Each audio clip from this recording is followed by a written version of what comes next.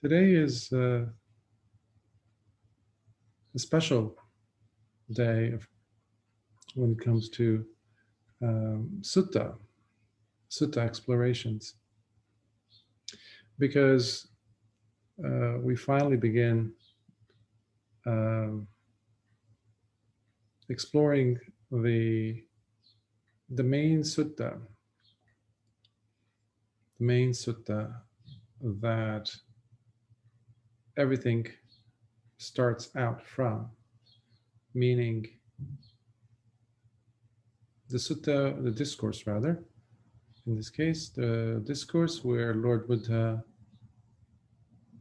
sets in motion the Dhamma. And it comes to us from the Saṁyutta Nikāya, the connected or linked discourses, Sutta 56.11. 56.11 from the Saṁyutta Nikāya, and it comes from the collection of the great sections, or the Mahāvagga Saṁyutta, and it is found in the Satcha Saṁyutta, the bundles of discourses that are that address the truths, dealing with the truths, and it is under the heading of Dhammacakkappavattana Vagga, or the group on setting the wheel of Dhamma in motion. And the sutta itself is called in Pali Dhammacakkappavattana Sutta. Several syllables there, but it's a very important sutta that all the teachings go back to as their source, officially.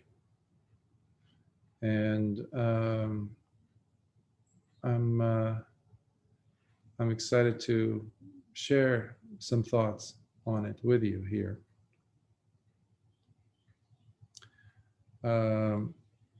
But first, we must,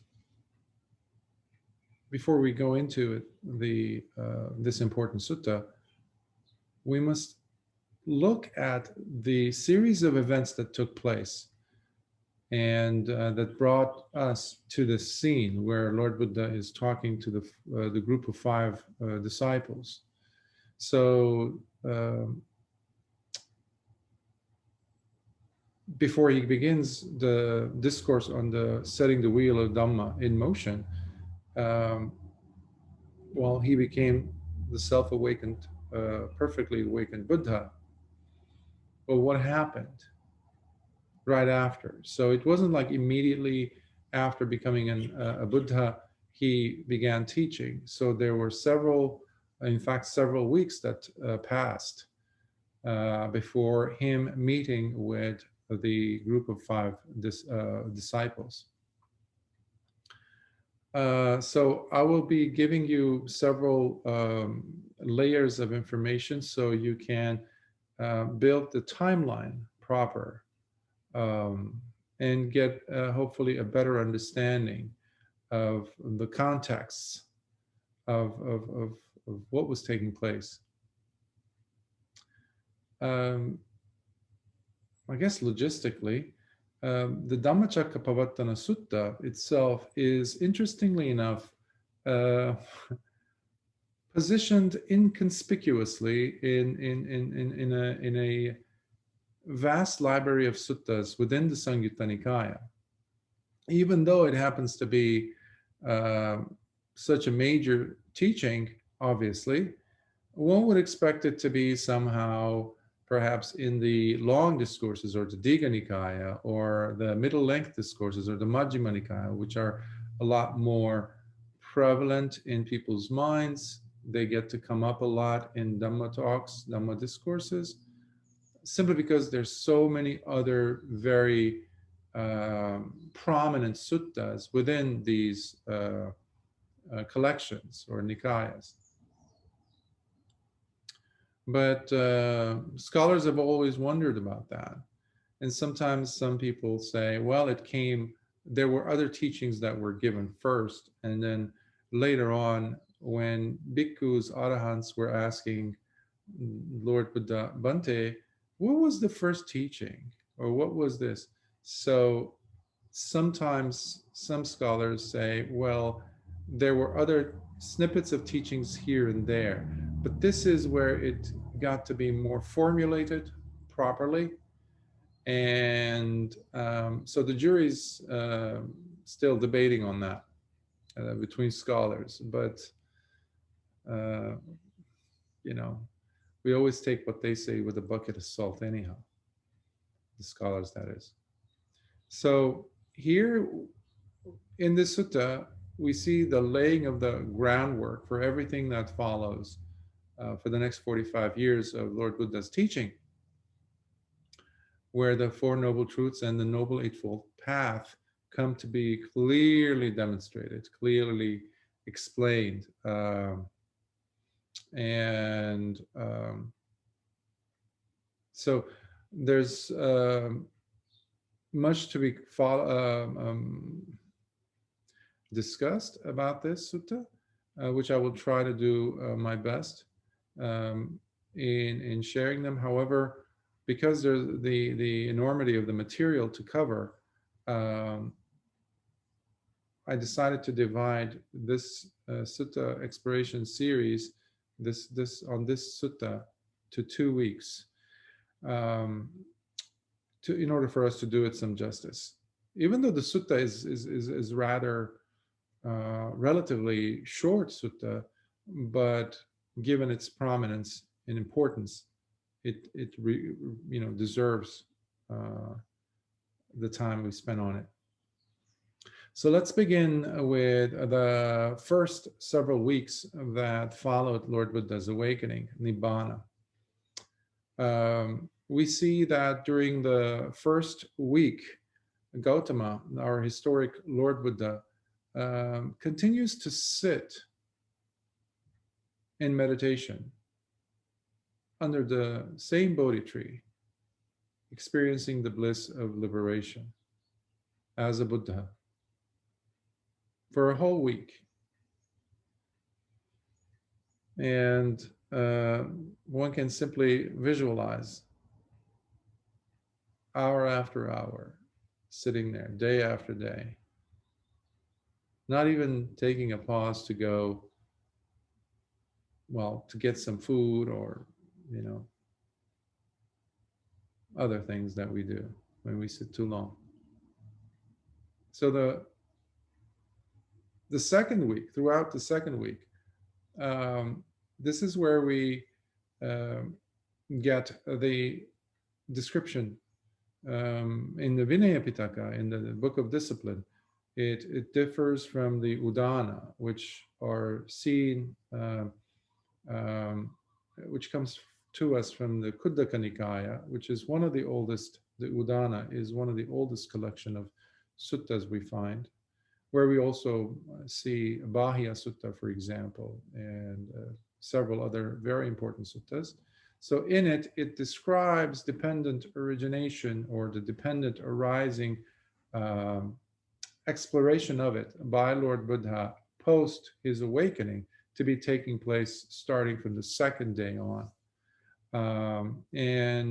So there is a difference in the timeline as to where we go to look as our sources, whether it's the Vinaya commentary or Vinaya itself or the Udanas. So if we go by the Udanas, we see how Lord Buddha reflects on dependent origination, or paticcasamuppada, in the direct order. If A happens, then B. If B takes place, then C, etc. And that is what we call, I think I mentioned it before, anuloma.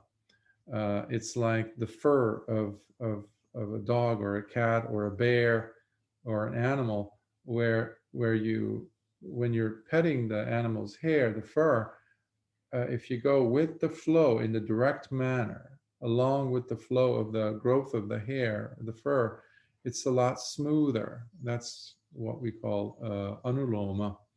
So he was pondering, looking at the dependent origination links in a lot more scrutinizing way. So because of this, there comes to be that. Because of that, there comes to be that conditioned by, and we call that in Pali paccaya. So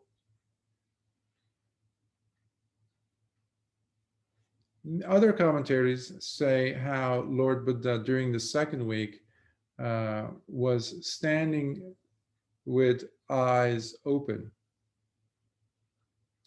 gazing upon the Bodhi tree, and in appreciation, showing his respect to the Bodhi tree for having been his refuge during his struggles, until he became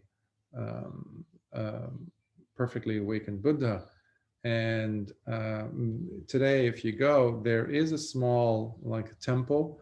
It's called the Animisa Chetya. Chetya means a shrine, and which means unblinking eye, the shrine of unblinking eye. They say Lord Buddha stood there for a whole week, showing his love and appreciation for Bodhi tree, which unfortunately came to be destroyed over the centuries, several times over.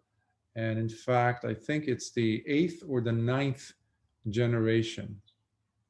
Basically, 8 times it has been destroyed for various reasons, and invasions and jealous queens and all that. But eventually, well, fortunately, one of the graft was taken. I guess a sapling was taken from the original Bodhi tree, which was sent to Sri Lanka, and we still have the offspring of that Bodhi tree in the city called Anuradhapura, in a little bit north of the capital of Sri Lanka. And it's beautiful to go. There's only few trunks of it left, but it is still flourishing with leaves, and it's a very holy place if you ever get a chance to go. So we do have the direct descendant there of the first Bodhi tree that Lord Buddha paid respect to. So during week 3, we see Lord Buddha sitting under the Bodhi tree again, reflecting on Paticcasamuppada again, this time in reverse order, which we call Patiloma. When this is no longer there, then what does not come to be, etc. So now we're going backwards. When you moving your hand over the fur of let's say your cat or your dog, there's a little bit of, you can tell the difference. The tops of the hair touch you, so it's almost like a resistance. According to the Dhammapada commentary, after his awakening, Lord Buddha, as you can see, there's different versions of what took place. So I'm just presenting you the dominant, accepted, at least by several, groups, as to what took place. There is a place as you walk into Mahabodhi temple, where the place of awakening is, of Lord Buddha. You will see these old, ancient, what looks like the remainders of columns or lotuses that were carved out of marble. And those come to us from Emperor Ashoka, who came 300 years later after the Buddha's death, who found the place of his awakening and laid it out. Now, why the lotuses? These are huge, about a little bit over a foot and a half, let's say, about 16, 18 inches. And so you have these still on the ground. So that is where the Dhammapada commentary says, where Lord Buddha did the Ratana Chankama. It's called the bejeweled walk. Chanka means walking meditation. So, and that is where we also get the tradition of walking meditation. So you can imagine Lord Buddha walking in a straight line back and forth, right in front of Bodhi Tree. So those lotuses became, therefore, the markers for where Lord Buddha stepped in each of his Buddha steps, if you will. So on the fourth week, we have the Udana again talking about the Paticcasamuppada being pondered by Lord Buddha, this time in front and back version. So all three episodes of the Paticcasamuppada. So, and the third one being collectively, seeing them at the same time. However, in the Vinaya, we see them placed, all these different phases of looking at the dependent origination steps in Anuloma, Patiloma, and both together on the same night. That's what we usually hear when we look at the awakening of Lord Buddha. So we look at that taking place in the same night. During week 5, after his awakening, we see him spending the week sitting under the goat herd's banyan tree, which was not too far from where the Bodhi tree is. It's a big area, but all walking distance, of course. And so, yeah, week 5 is when Lord Buddha scans the entire cosmos with his mind. Because so far he had been a student of different techniques, but now during the last portion, after leaving Uddakaramaputta, he had made the decision that neither of these other teachers' guidance was the way to Nibbana. So he took off on his own. So, and then he becomes Lord Buddha, self-awakened, Sammā Sambuddha. So at that point, during that the 5th week, during those days, he asks, he's looking and wondering, is there a teacher out there? Is there someone who is basically wiser than him, for him to pay homage to? Is there a recluse more esteemed than him, for whom he could pay respects to and bow? And upon whose dependence he might call himself a student. But then he sees that there's no one. There's no one higher than him, especially as a Buddha. So he realizes that, and the next question then is, well, he's not going to pay homage to himself. His realization of the Dhamma itself, the Dhamma becomes the thing to pay homage to. So even Lord Buddha gave respect and homage to the Dhamma. And this is the time where obviously there was no Sangha. There were no community of bhikkhus. So at this point, Lord Buddha resolves that paying of homage and respect should be attributed to the Dhamma itself, that he had discovered and awakened to.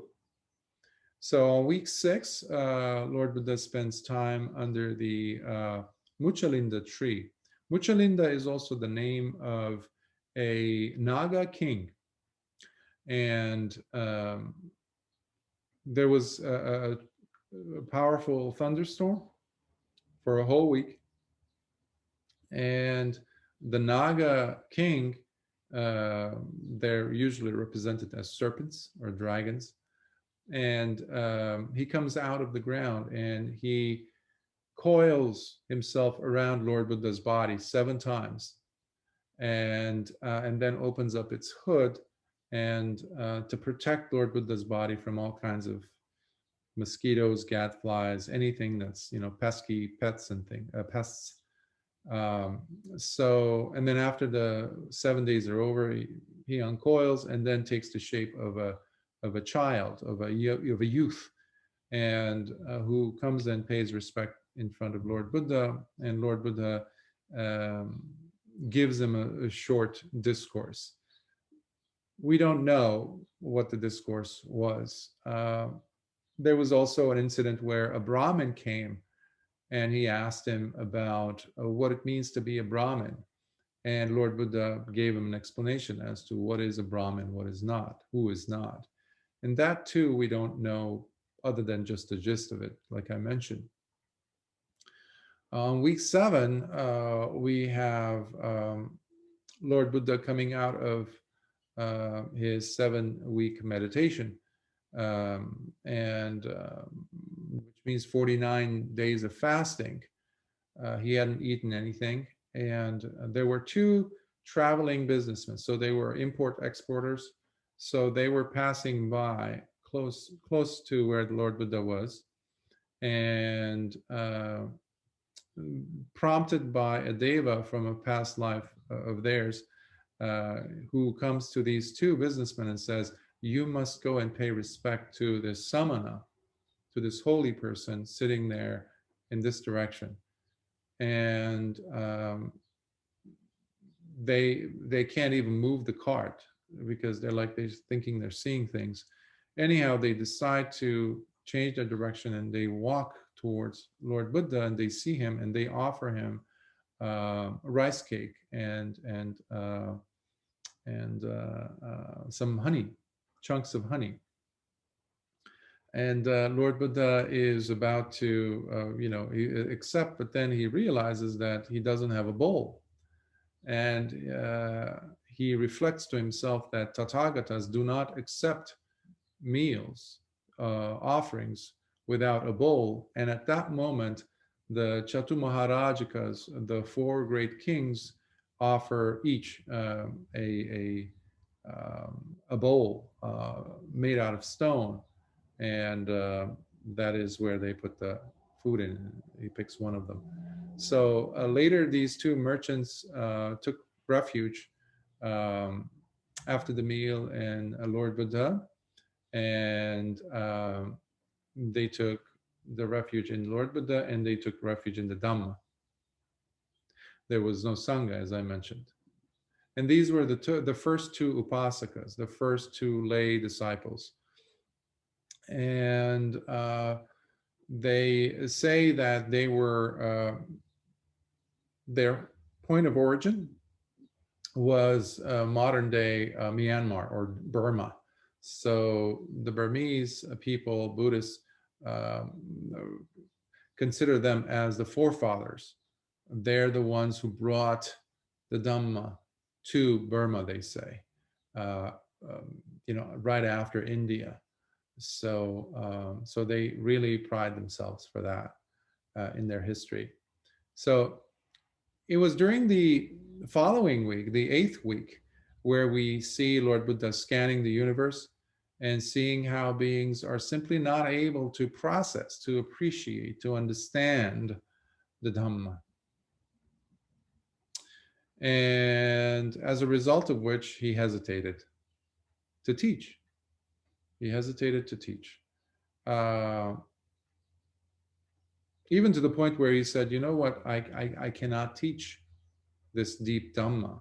People are not ready. People are so lost in lust, greed, delusion, the sense of competitiveness, ignorance. They have no room. It's too difficult for them to ponder the layers of Dhamma. And at this point, there is the Brahmā Sahampati deity, who is at the highest echelon of perceptive beings. Brahmā Sahampati sees in his mind the thought that Lord Buddha is reflecting on, meaning where his sentiments that, I cannot teach this, so it's much better for me to just stay quiet.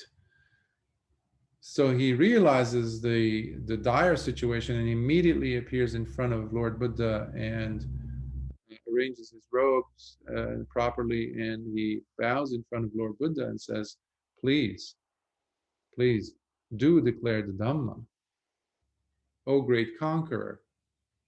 Set the doors open. Open the doors, open the gates for the Dhamma, because there are many, many beings with little dust in their eyes. Amongst all those beings who have very thick layers of dust, meaning lost in ignorance, but there are those who will appreciate, who will understand the Dhamma, and who will understand the subtle Dhamma. Please. And by the way, Brahmā Sahampati was also an anagami, and he had been the student of the previous Buddha, Lord Buddha, previous to Gautama the Buddha, meaning Buddha Kassapa. We have 6 Buddhas listed in the Digha Nikāya, and he happened to be a bhikkhu who had attained the level of anagami, or a non-returner. If you recall from previous talks, I mentioned anagamis are reborn in the pure abodes. So he happened to be the highest among them, and because of his connection to the Dhamma. So he shows up and he's beseeching on behalf of all of us to have Lord Buddha reconsider him not wanting to teach. And and he mentioned, and this is in connection to what was taking place in India at that time as well, because Dhamma as such, as a word, not necessarily as truth, had many, many derivations of it, meaning wrong views, wrong interpretations of it, even at the time of Lord Buddha. If you go to Jainism, if you go to the Vedas, if you go to other Samana traditions, everybody was talking about Dhamma here, Dhamma there, etc. But Brahmā Sahampati mentions to Lord Buddha how there are many wrong views in the world, claiming to be the true Dhamma, but all of whom are based on wrong view and based on ignorance, that all lead to sorrow, pain, decay, death, and rebirth incessantly. He says, please, now is the time that the deathless gets to be revealed, as tasted by Lord Buddha himself. And Lord Buddha, being the pragmatic person, teacher that he was, he scans the world, the cosmos, to see whether this is true or not, whether there are beings with little dust in their eyes, dust being layers of ignorance. And he does indeed see that there are quite a number of beings in the world with little dust, along with those lost in ignorance.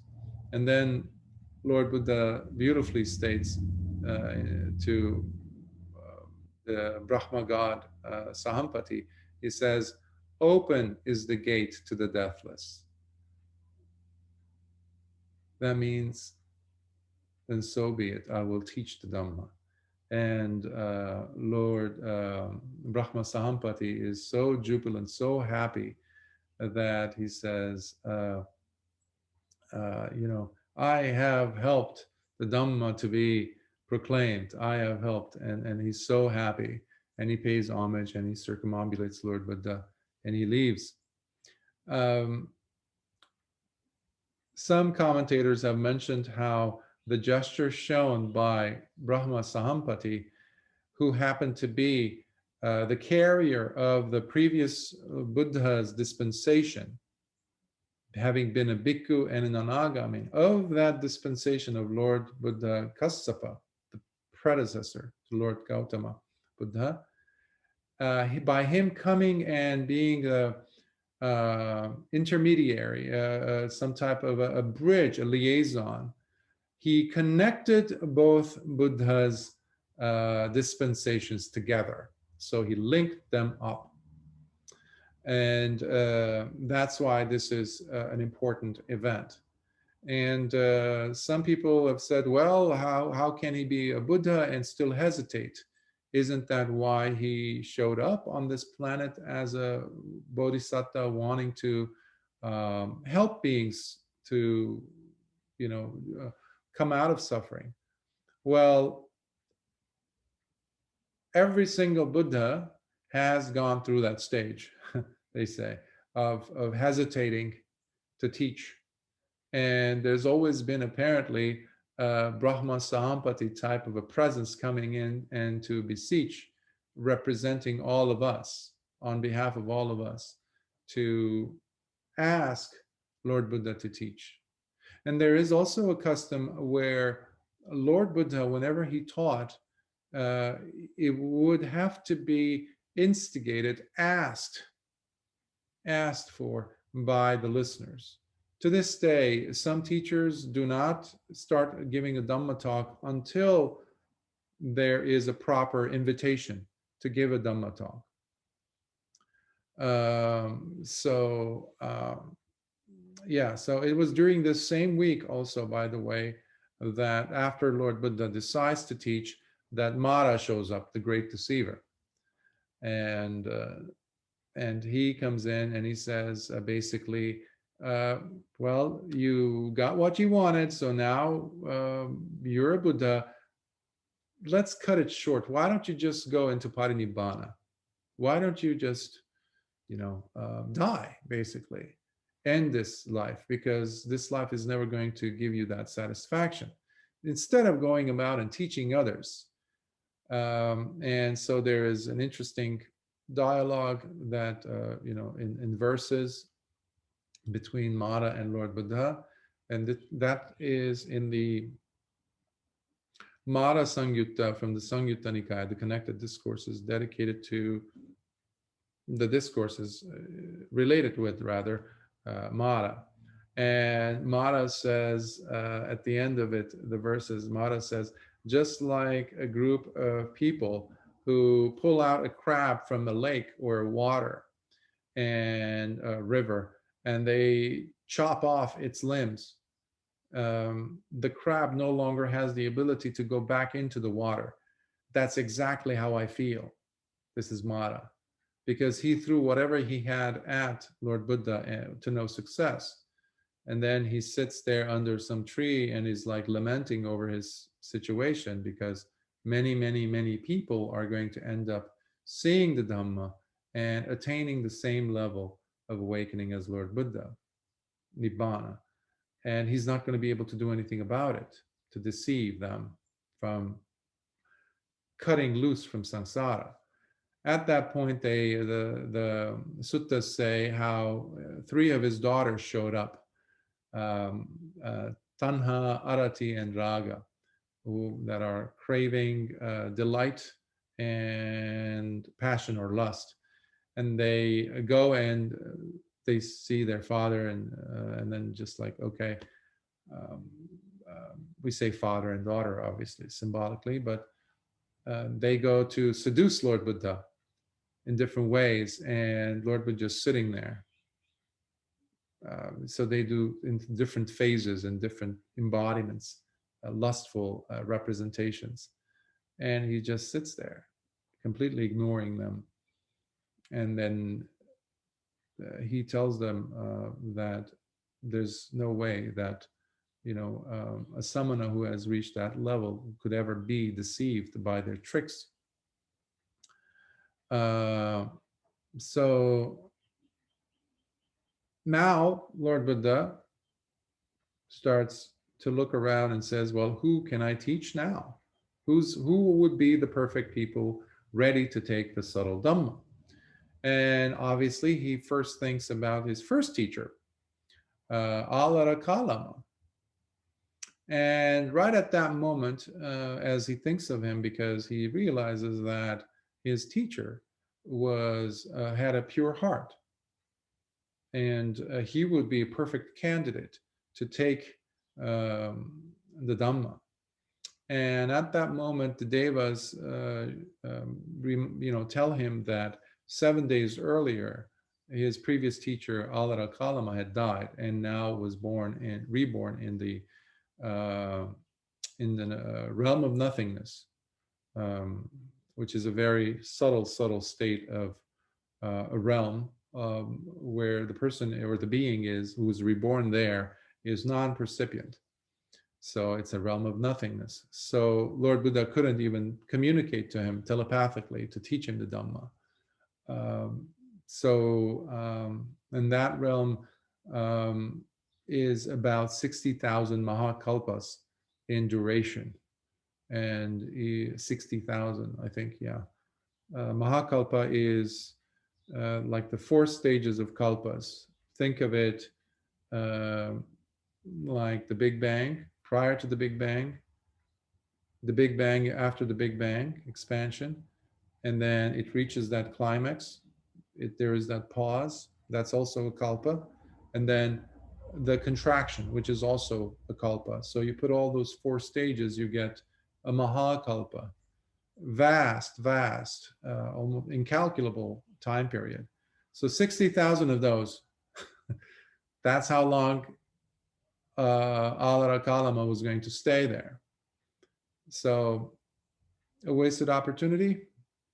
I think so. And then he says, okay, then how about Uddakaramaputta, the second teacher?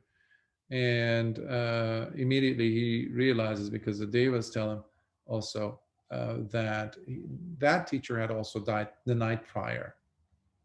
And he had been reborn in the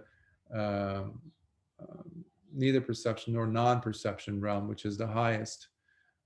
Because of their jhanic training, by the way, if that becomes the person's refuge, their go-to state of so-called liberation as they see it, then that person will look to that state as they're exiting this realm, this body. And as a result, they had been reborn in these realms. And he obviously, this teacher also was inaccessible, because he was also the non-percipient. And we have 4, I think it was 4, could be wrong, realms, formless realms over there. So there goes that. So they're totally inaccessible. So who's he going to teach? At that point, he thinks about, by the way, the last teachers, if a person is reborn in that highest realm of neither perception nor non-perception, that is 84,000 Mahakalpas. As if it makes a difference for us, because it's just vast, incomprehensible time periods that we're talking about.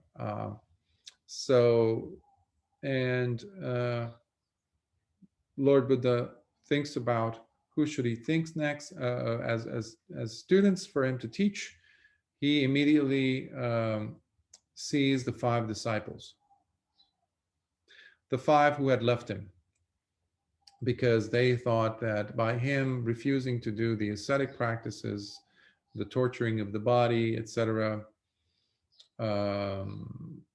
as luxurious treatment, meaning he had gone back to living a life of passion and all that, as a prince as he was. So they took it to that extreme, and they left him, even though he tried to tell them that, no, this is, if the body is that broken, if you're that close to death, then Nibbana cannot happen. There cannot be any awakening taking place. but they refused to see that. So they walked away from him, and he ended up cleaning himself up and eating and regaining some of his strength back to be able to sit. So at that time, the 5 disciples were at Isipatana, in Sarnath, which is close to Varanasi. That's the biggest city. Varanasi, it's also called Benares. Today it's called Varanasi, I believe. And it was at the Deer Park. And there is today a big stupa there built at that location.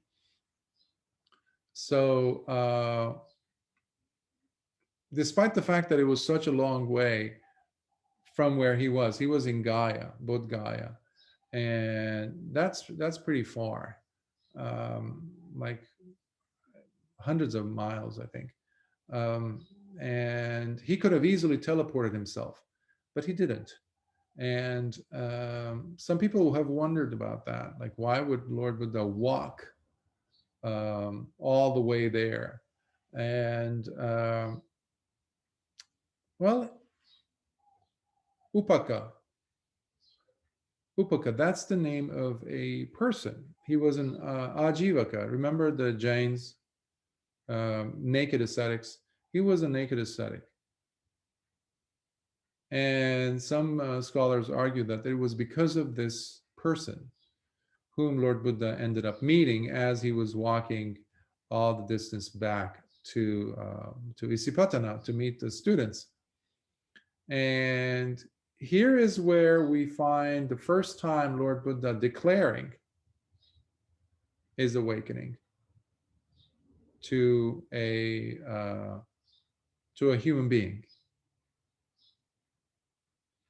And this is a very monumentous moment, because Upaka was watching, was observing his Lord Buddha's walk. He was mesmerized by his footprints first, and then looked and gazed, and he followed him for some distance.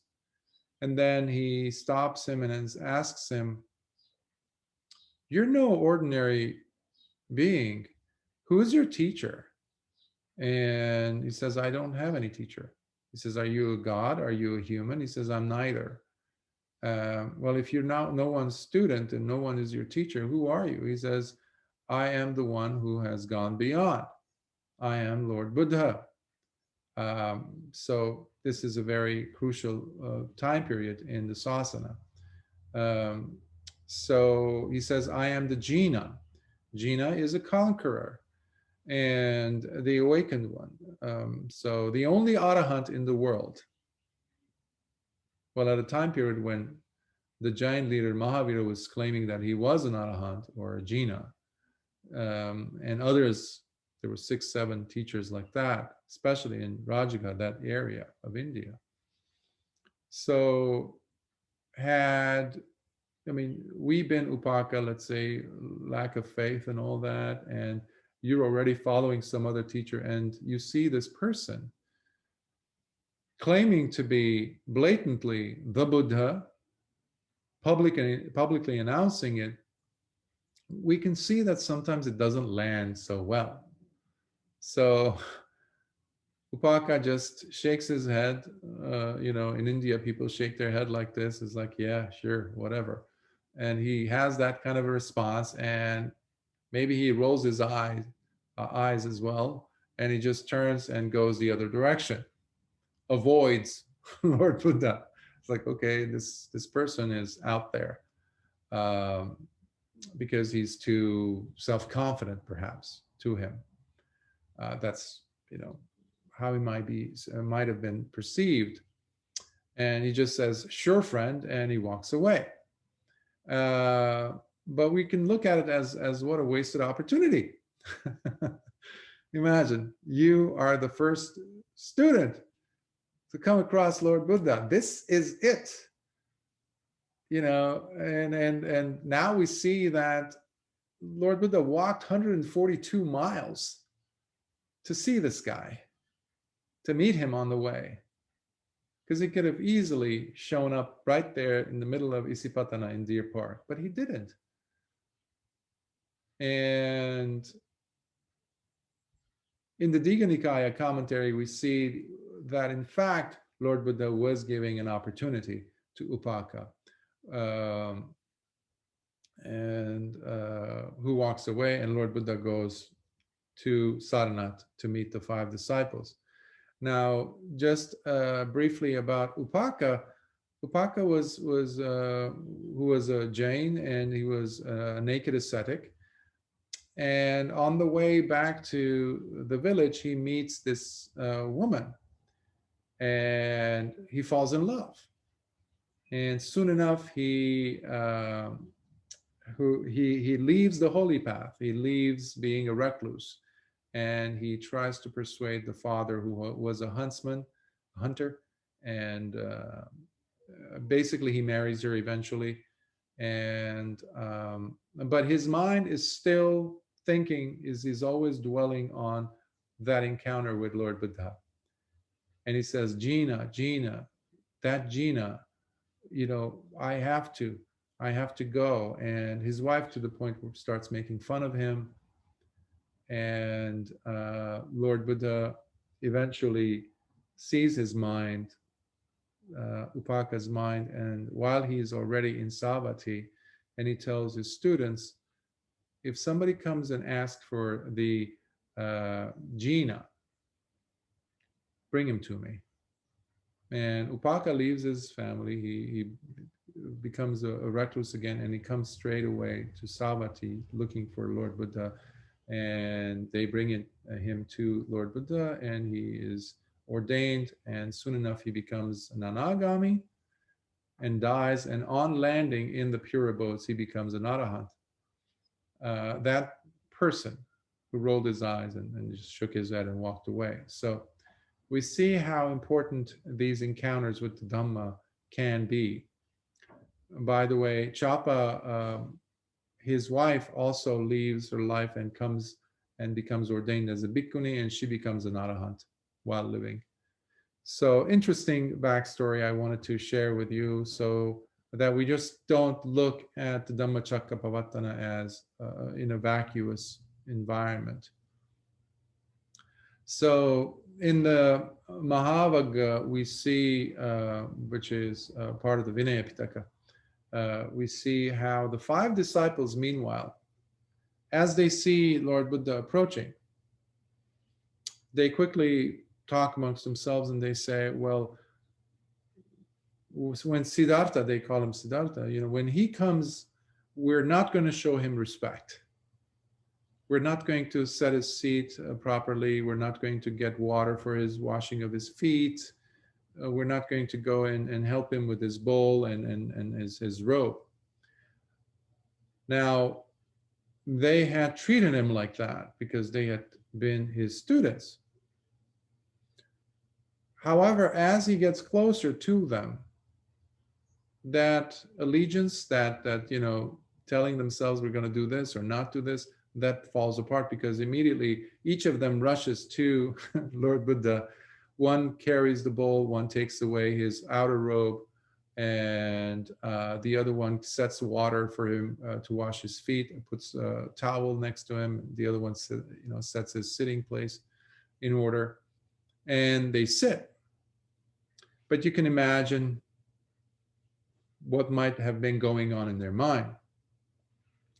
So first, Lord Buddha is speaking to them, saying to them that the deathless has been attained.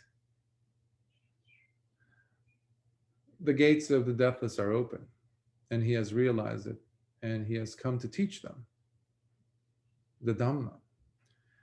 But they use the term avuso, which is, in Pali, it means friend, which you don't say that. You say that to someone who's your equal, but you don't say that to the teacher, or in this case, Lord Buddha. So they repeat this 3 times, and Lord Buddha in the first time says, please don't use the word avuso, and because I am no longer that person. And they pretty much ask him, well, when you were with us doing the exercises and the things that we were doing together, the practices, you were not gaining any of those lofty states. What makes us think that you have reached them using those lofty states? Because we're still there and we haven't tasted them. So they're using their own logic to understand. So this goes on 3 times, and three times they're refuting him, basically accepting him. So there's passive aggressive behavior there, even though they helped him with the bowl and the robe and the water, but you can tell that they are still resentful. But they're still fighting with this fact that this person is different. He looks different, feels different, he's talking different. So there's this schism, this dichotomy taking place within their mind. Until Lord Buddha says, have you ever, bhikkhus, have you ever seen me talk with this much certainty ever? Have I ever declared to you that I have attained in the past what I claim to have attained now? Have I ever expressed to you that? And they stop and they say, no, Bhante. Immediately the avuso turns to Bhante. So that is where the transition happened. They do a 180-degree turn in their approach, and they again accept him as their teacher. And now they're ready to listen. So this is what's taking place. And so that is a bit of the background. I know I've taken a good amount of time, but it's well deserved, I think, for this sutta. And let's begin. This is what I personally heard. Once, the Blessed One was living at Varanasi's Deer Park in Isipatana. It was then that the Blessed One, by addressing the group of 5 bhikkhus in this manner, said the following: Bhikkhus, for the one who has gone forth from home life into homelessness, these 2 extremes should be avoided and not followed. What are these 2? The first is gratifying oneself through the pursuit of maximizing sensual pleasures, which is inferior, vulgar, the way of common ordinary people, ineffective, useless, and cheap. And the second is mortifying oneself through extreme asceticism, which is unnecessarily painful, ineffective, worthless, ignoble, crude, and useless.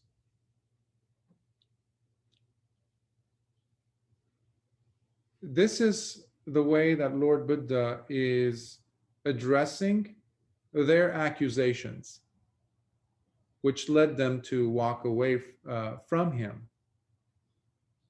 Because they thought that he was now, when he was Siddhartha still, that he was now choosing a hedonistic lifestyle again, turning his back on the spiritual path, the holy path. This is how there was. It was either, it was all or nothing, basically, and their thinking, their approach. And they were thinking that he was becoming, again, a slave to his senses. This is important because in India at that time, especially, even today, not just in India, of course, but around the world, we see that the spiritual path, in order for it to be seen as legitimate, oftentimes has, maybe it's not even spoken out loud, this tendency in people's point of view of what it means to live the spiritual life, that the body must also be tortured, that somehow you need to deprive yourself of, for example, clothing, right? The ajivakas, or torturing yourself in some type of abnormal, really, really unnecessarily painful lifestyle, simply to show that you have turned your back. And Lord Buddha is saying, no, that's an extreme as well. My life previously was an extreme, hedonistic lifestyle. But this one is also an extreme. It does not have to be so. Here we see the prelude, the beginning of what Lord Buddha is talking about, and the path itself, which is Majjhima Pada, which is the middle path. But he first has to get it through their heads that walking away from that lifestyle that we had as a recluse did not mean that I was going back to hedonism. So, in a sense, Lord Buddha is refuting that approach of what many people have called the spiritual life. Many of his students who later converted and who became their students, his students, had been living that lifestyle because they saw the middle path being taught by Lord Buddha and lived by him, which is a constructive way of living this human life that can be transformed into the holy life without negating basic needs for the body, without becoming life-negating in a sense. So he says, by steering clear from either of these two extremes, the Tathagata has awakened by understanding the middle path, which gives rise to knowledge and vision. Jnanadasana. Leading one to peaceful contentment, to penetrative insight, to perfect awakening, to Nibbana. Here, on one hand, we are seeing the wrong view of a nihilist or annihilationist, or a person who's very, body-oriented. You might even call it modern day, like atheists, for example. Or even, as I mentioned so many times, like some secular Buddhists who put themselves in that camp of thinking, very so-called matter of fact, like once this life ends, that's it. Okay, what does that give permission to do for the person? Now the person's thoughts, views, consciousness, when you name it, are all squeezed into this body and all its narratives that are going on in the mind, which inevitably leads the world to be in the state that we're in right now. Many people don't care and don't have much appreciation as to what is coming next after they've lived out their lives. Meaning, how much wholesome actions were there or was not, how much unwholesome behavior was there in the life, which pretty much explains today's hedonistic lifestyle. Hedonistic lifestyle, or the extreme of following our sense pleasures, is not necessarily only for the lifestyle that Siddhartha Gautama lived in his 3 palaces, surrounded by all kinds of things, sense pleasures that could give. It could be also us being completely enmeshed in the world of, I want this, I need to protect myself, I need to just think about my needs, I need to just take care of this body and whoever's close to me, and extract as much joy out of this life for my sake and for my loved one's sake, and that's it. Before I die. Make the most of this body before I die. And that's the end for me. That's how most criminals, most politicians, most world leaders and whatnot, whoever's running this planet right now, are thinking. Because there is no sila. So basically, whatever you can get your hands on and not get caught, good for you. That's the annihilationist, the nihilist view, because they don't see anything beyond. Okay, that's one view, which is one of the wrong views. Now, the second one is the counterpart of this first one is the Eternalist view, which looks at the body as something that needs to be tortured. This is where we were talking about the separation between spiritual life, holy life, and this body. And they look down upon this body. Even getting a good cup of coffee or tea is looked down upon as being too, lost in sense pleasures and even hedonistic. Or getting a comfortable bed, not extravagant, luxurious or something, just nice, comfortable bed with comforters, something like that would be seen as over the top, luxurious, hedonistic. So that is also because they want to torture the body, crushing it to the point where they say, by me exposing myself to this much torture now, I will be getting eternal life afterwards. So that is the other extreme. That's why we call it the Eternalist view, the one who is not living here in this life for the sake of the future, some heavenly birth or whatever, and sacrificing this life and what they can do with it while living the middle and being on the middle path. Buddhism, at least in its earliest form, is then in between these two extremes. And because it absolutely and explicitly rejects these two extremes of practices. And the Lord Buddha advised us to give them up completely. So he's trying to get us out of the ignorance by showing us that it is not a matter of sensual appeasement or glorifying the body or gratifying our worldly existence, nor by just rejecting the body and finding or giving ourselves the chance to one day find enjoyment in another realm. As you see, there's a lot of correlation with other religious practices, as in the case of Christianity and Catholicism. We see that. And not just there, you see it elsewhere as well, where some shamanic cultures, they torture the body, piercing it, this and that. So this is an ancient dichotomy, I guess, primal tendency that human beings have, that if you want to be living a spiritual life, you need to go to that extreme, to reject the body. So here we're looking at the Majjhima Pada in a different way, as completely separate from these two.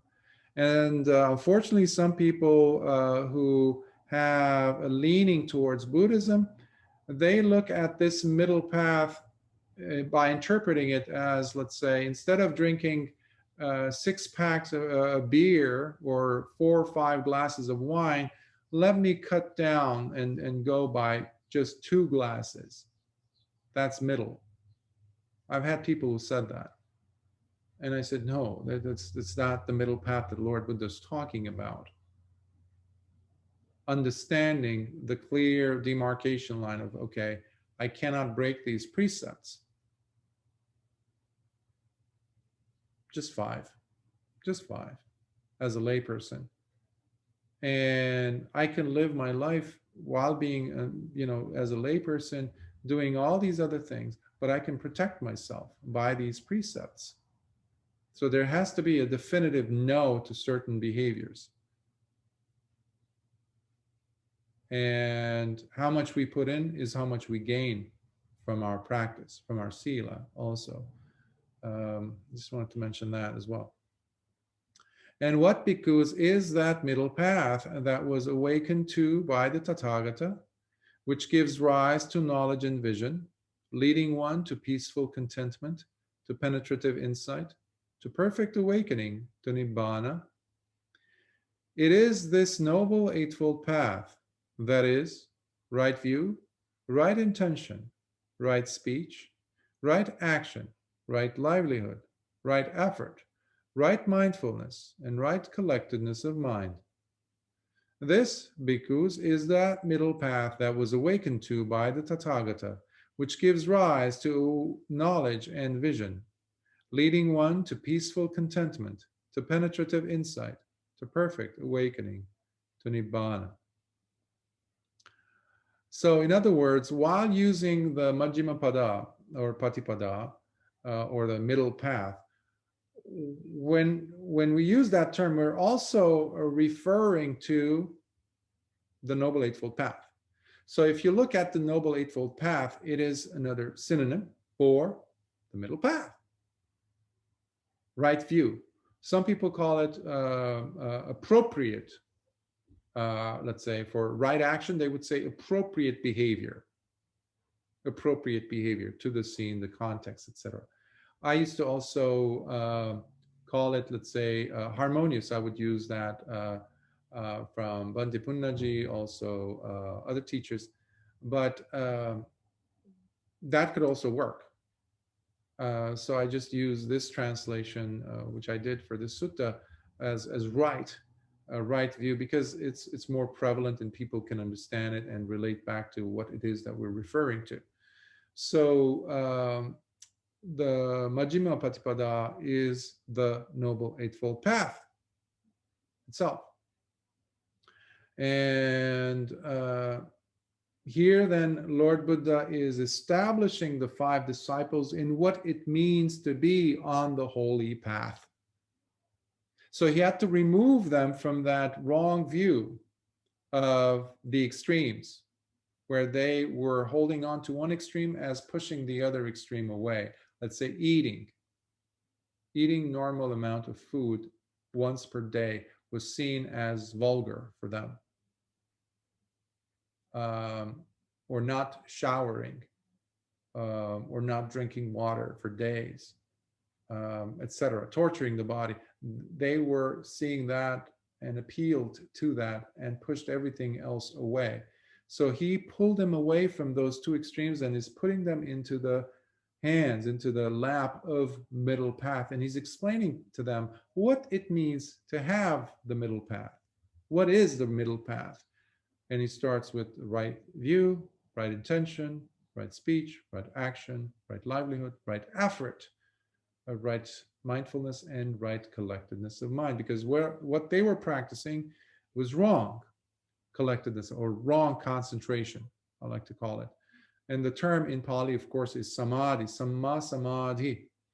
And I've mentioned it many times where I abstain from using the word concentration for samadhi, because it's much bigger and wider, a multi-nuanced term, and collectedness or stability of mind fits the bill much better to describe that state.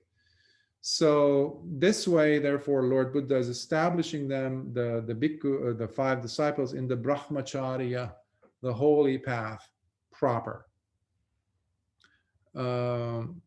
Because they cannot understand the 4 Noble Truths otherwise. Because they were still keeping themselves aloof and as almost like the holier than thou, the self-righteous. That's why they were referring to Lord Buddha as avuso, until the moment where they saw, okay, something's got to go.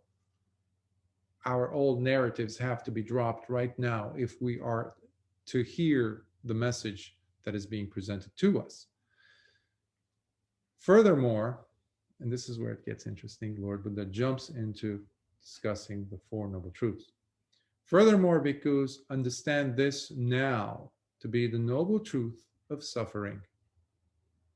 That is, birth is suffering, aging is suffering, illness is suffering, death is suffering. To be brought together with what is painful and displeasing is suffering, whereas separation from what is pleasing is suffering. Not to get what one wants and yearns for is suffering. In short, the 5 grasping aggregates are all suffering. Grasping aggregates. In case some of you might have forgotten, the aggregates are nama rupa, or form, physicality, materiality. mentality and materiality. Second is Vedana, feelings or sensations, pleasant, painful, or neutral.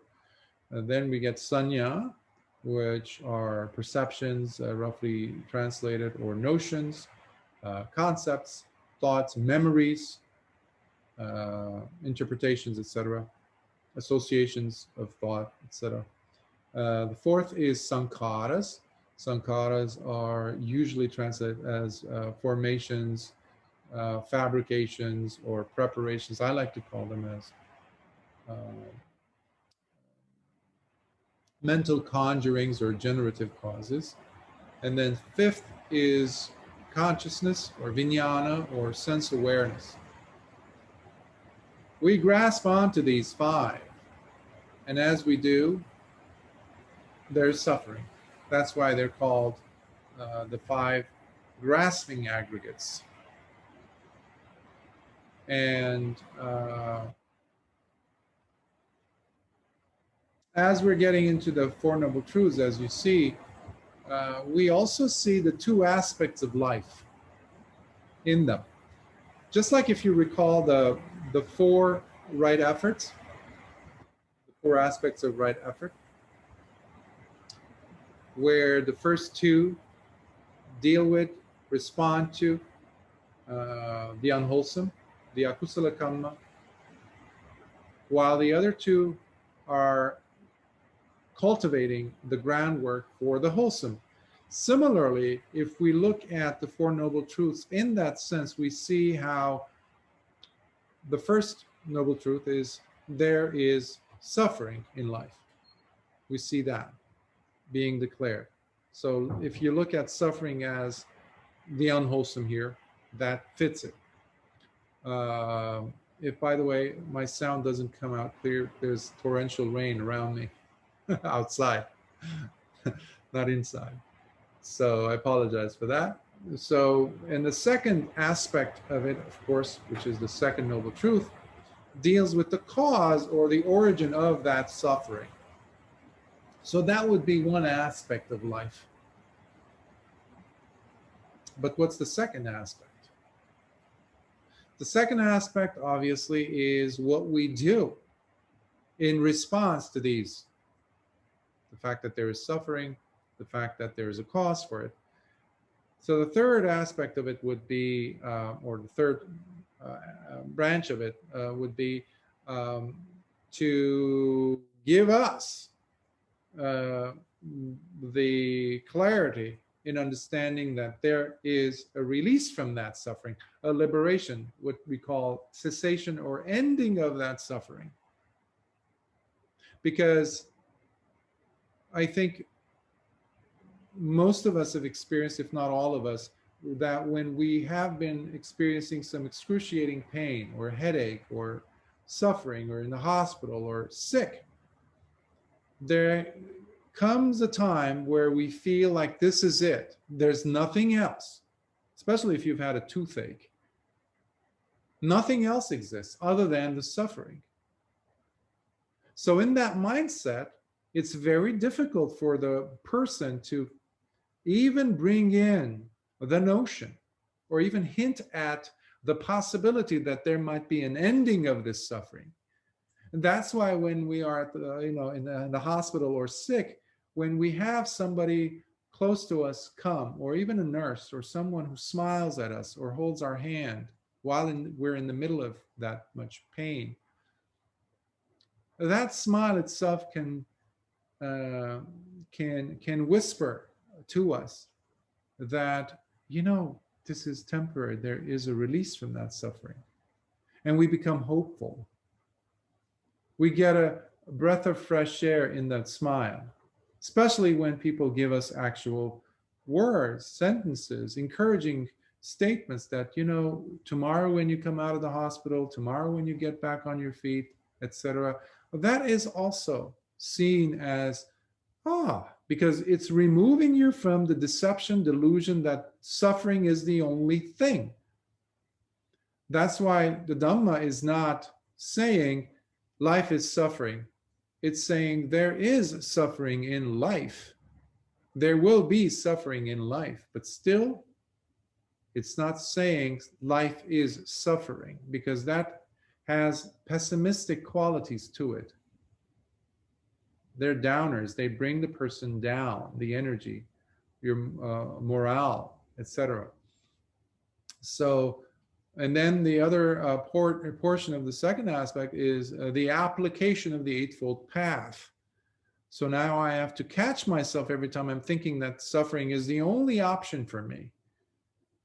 Being pessimistic is the only option. No, I have to pull myself back. So I am taking a more of a directive role, whether I want to further the sense of pain, discontent in me, versus I want to change that, even though the body is suffering. How can I protect it?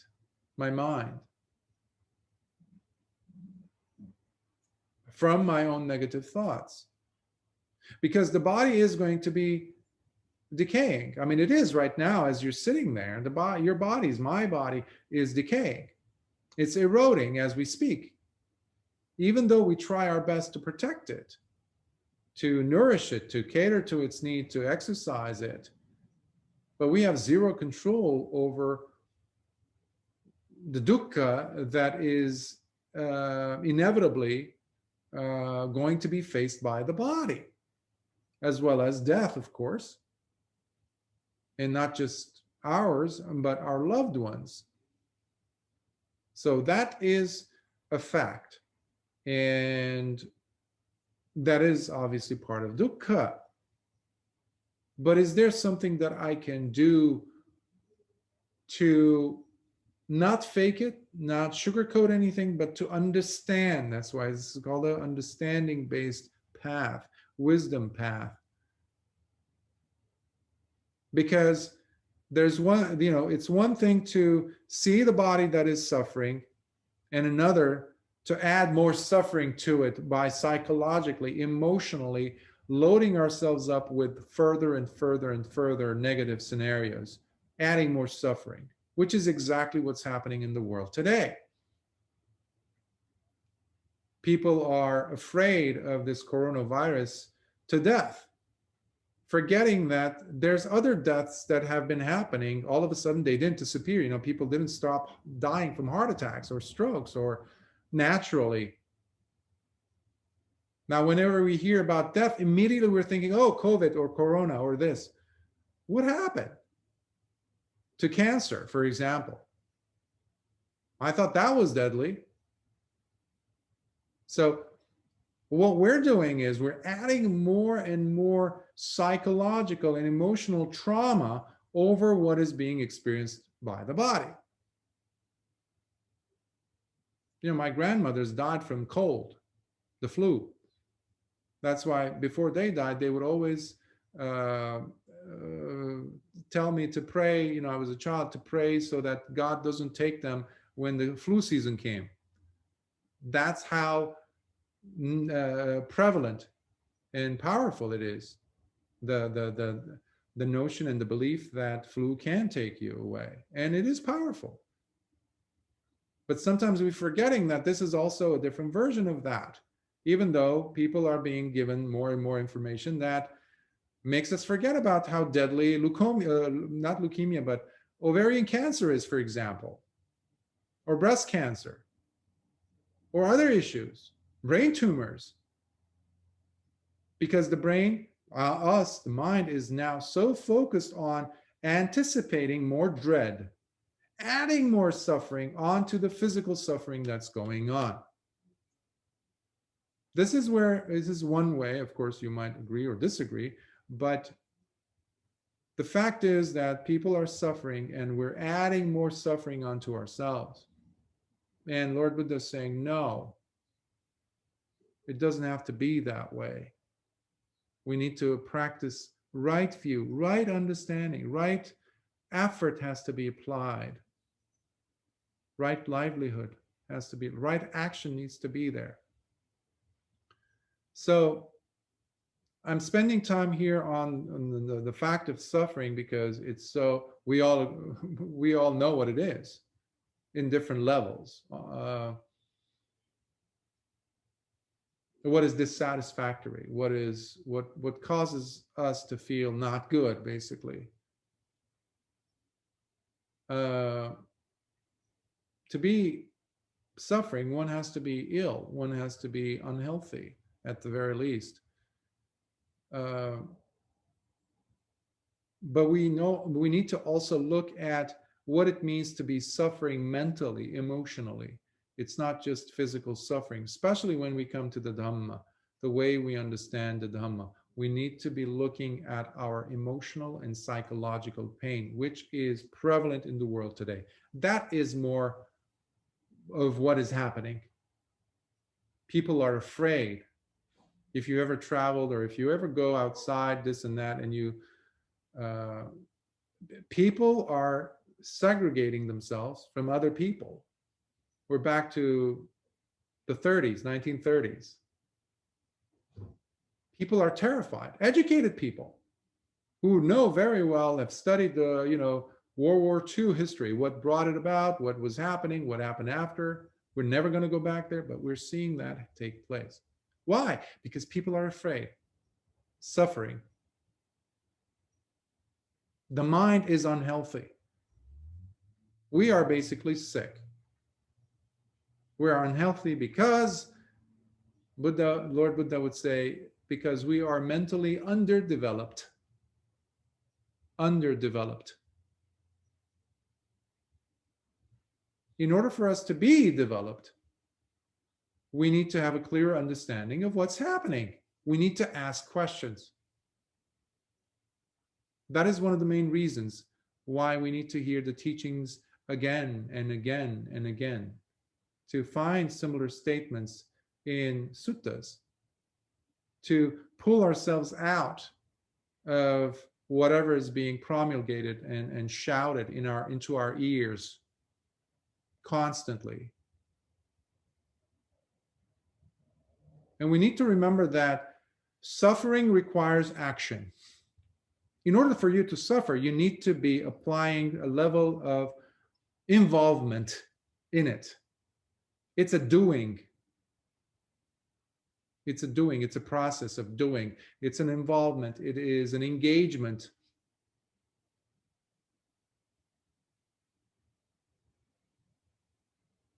It is an engagement in trying to keep things to be a certain way. If you like a state of homeostasis, for example, to keep things the way they are, to keep things a way that they are satisfactory, which is taking us back to suffering itself, because there is the cause of suffering is there, because there's a latching on to how I want things to be. Like Lord Buddha was saying, what is suffering? Suffering is also being in the same space as the undesirable or the painful, or being pulled away from what is pleasant. See, they're the same thing. They are dukkha generating. So in order for us to be in suffering mode, we need to be doing it. It needs to be getting energy from us. It's not just us being on the receiving end, because even not doing a thing as far as changing our status, in this case, the status quo, not doing a thing is also doing something, because it is keeping us in this status quo. So, because the person, after all, is applying their choice to stay in the center of that, into the nucleus of that suffering state. It might be choosing to continue to be doing the same habitual pattern, let's say. If the person happens to be an alcoholic, and they know what steps happened before they reach for the bottle, or before they let that cuss word, that vulgar speech to come out of their lips. They know what happens, but they choose to do nothing about it, and they go back to path of least resistance, and they just keep doing the same thing again. That is also engaging in doing nothing, which is also doing something as far as that negative behavior is concerned, because you didn't reject it. You didn't push it away. You didn't say, no, I'm going to put a stop to that. That requires also energy to pull away, but to stand there and to follow through with the instincts or the habit is also doing something, which drags us back to the downward spiral of further suffering. That's what I mean by suffering requires action from us.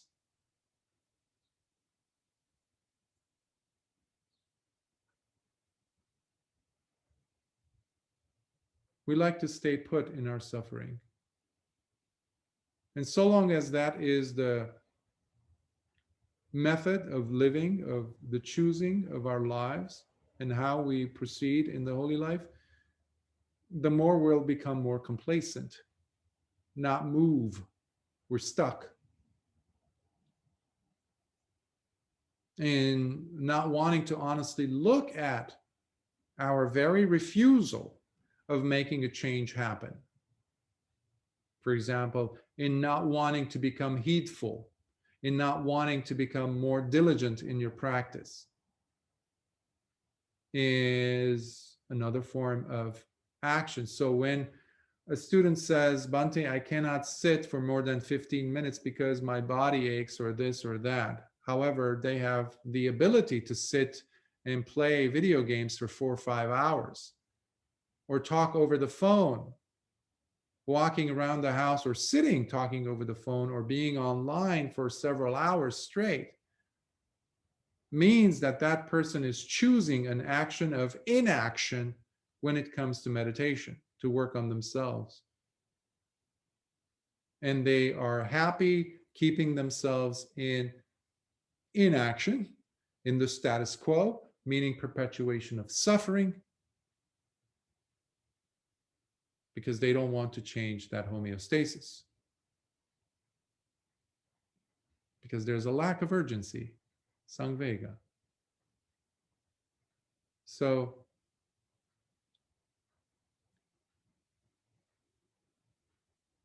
we need to put a new perspective on our understanding of suffering and our role in it, in perpetuating it through our inactions.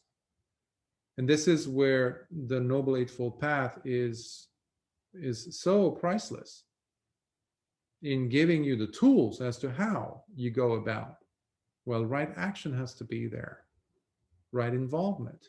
I need to stop telling myself these wrong speeches or conversations of self-persuasive techniques that I convince myself that no, I need to leave the meditation cushion after 15 minutes because I'm too excited to sit there and be on Facebook or Instagram for 4.5 hours straight. I need to look at that conversation, the inner dialogue. So, furthermore, bhikkhus, understand this now to be the noble truth of the origin and cause of suffering. That is, this thirst and craving for rebirth, to renewed experiences of what is enjoyed as delightful, longing for more experiences of pleasure here and there. That is, thirst for sensual pleasures, thirst for re-becoming, thirst for ending one's own existence.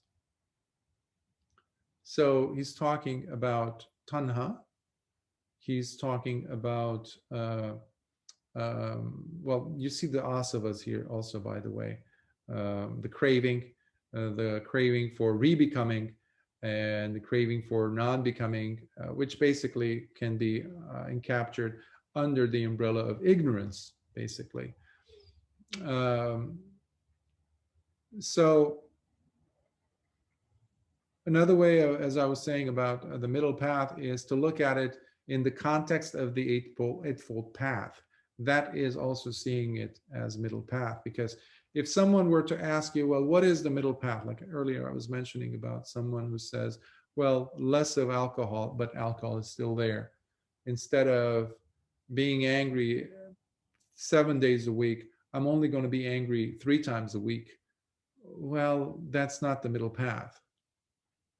Like I joke around sometimes to demonstrate this point, and I say, you cannot be a little bit pregnant. And people giggle and laugh because they understand that there's no such thing. That's why, I don't believe in quasi-Dhamma. It's either Dhamma or it's Adhamma, period. And the Eightfold Path, when practiced, when taught properly, when understood properly, is Dhamma. It's not Adhamma. So a person might be confused about what is the middle path, but they cannot be confused about the middle path because it's a lot more set up in detail and step-by-step process. And it is somewhat self-explanatory when you think of it, especially when you apply it, rather. So the Eightfold Path is the path that leads us away from suffering. The moment you set up yourself with right view, you already change your trajectory. You moved your trajectory, your compass away from suffering. But it doesn't end there. It's just right view. It's very important because everything else depends on it, but it needs more steps. It needs more steps that need to follow. Okay, I have the right view. What do I do next? I need to apply my intention. I need to build the Lego pieces upon this nice platform that I have.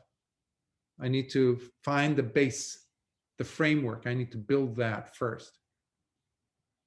So here, through the understanding of the first and second noble truths, we gain the insight of what is the first aspect of life that I was mentioning earlier, of what is the unwholesome side. And a few words about truth, satya in Pali, or satya in Sanskrit. Some people have said, I used to struggle with this in the earlier days of, well, why is it, how can suffering be a truth? How can it be? I might be okay with, I might be understanding suffering to be a fact, which you can say, okay, a fact is truth, fine, you can stretch it and play with that. But as far as its nobility, how can suffering be noble? Which is a legitimate argument, a question.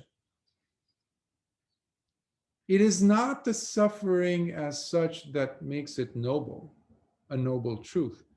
It is the understanding of suffering by the person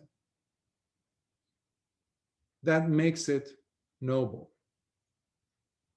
Now, one also has to understand that suffering as such does not make it a noble truth. Now, I'm not doing play on words necessarily, but what I'm trying to say here is not everyone who's suffering can actually see the nobility of that truth, of suffering. The word that I'm trying to capture here is mindfulness and alertness and awareness of that mind who is the person who is experiencing, undergoing that process of suffering.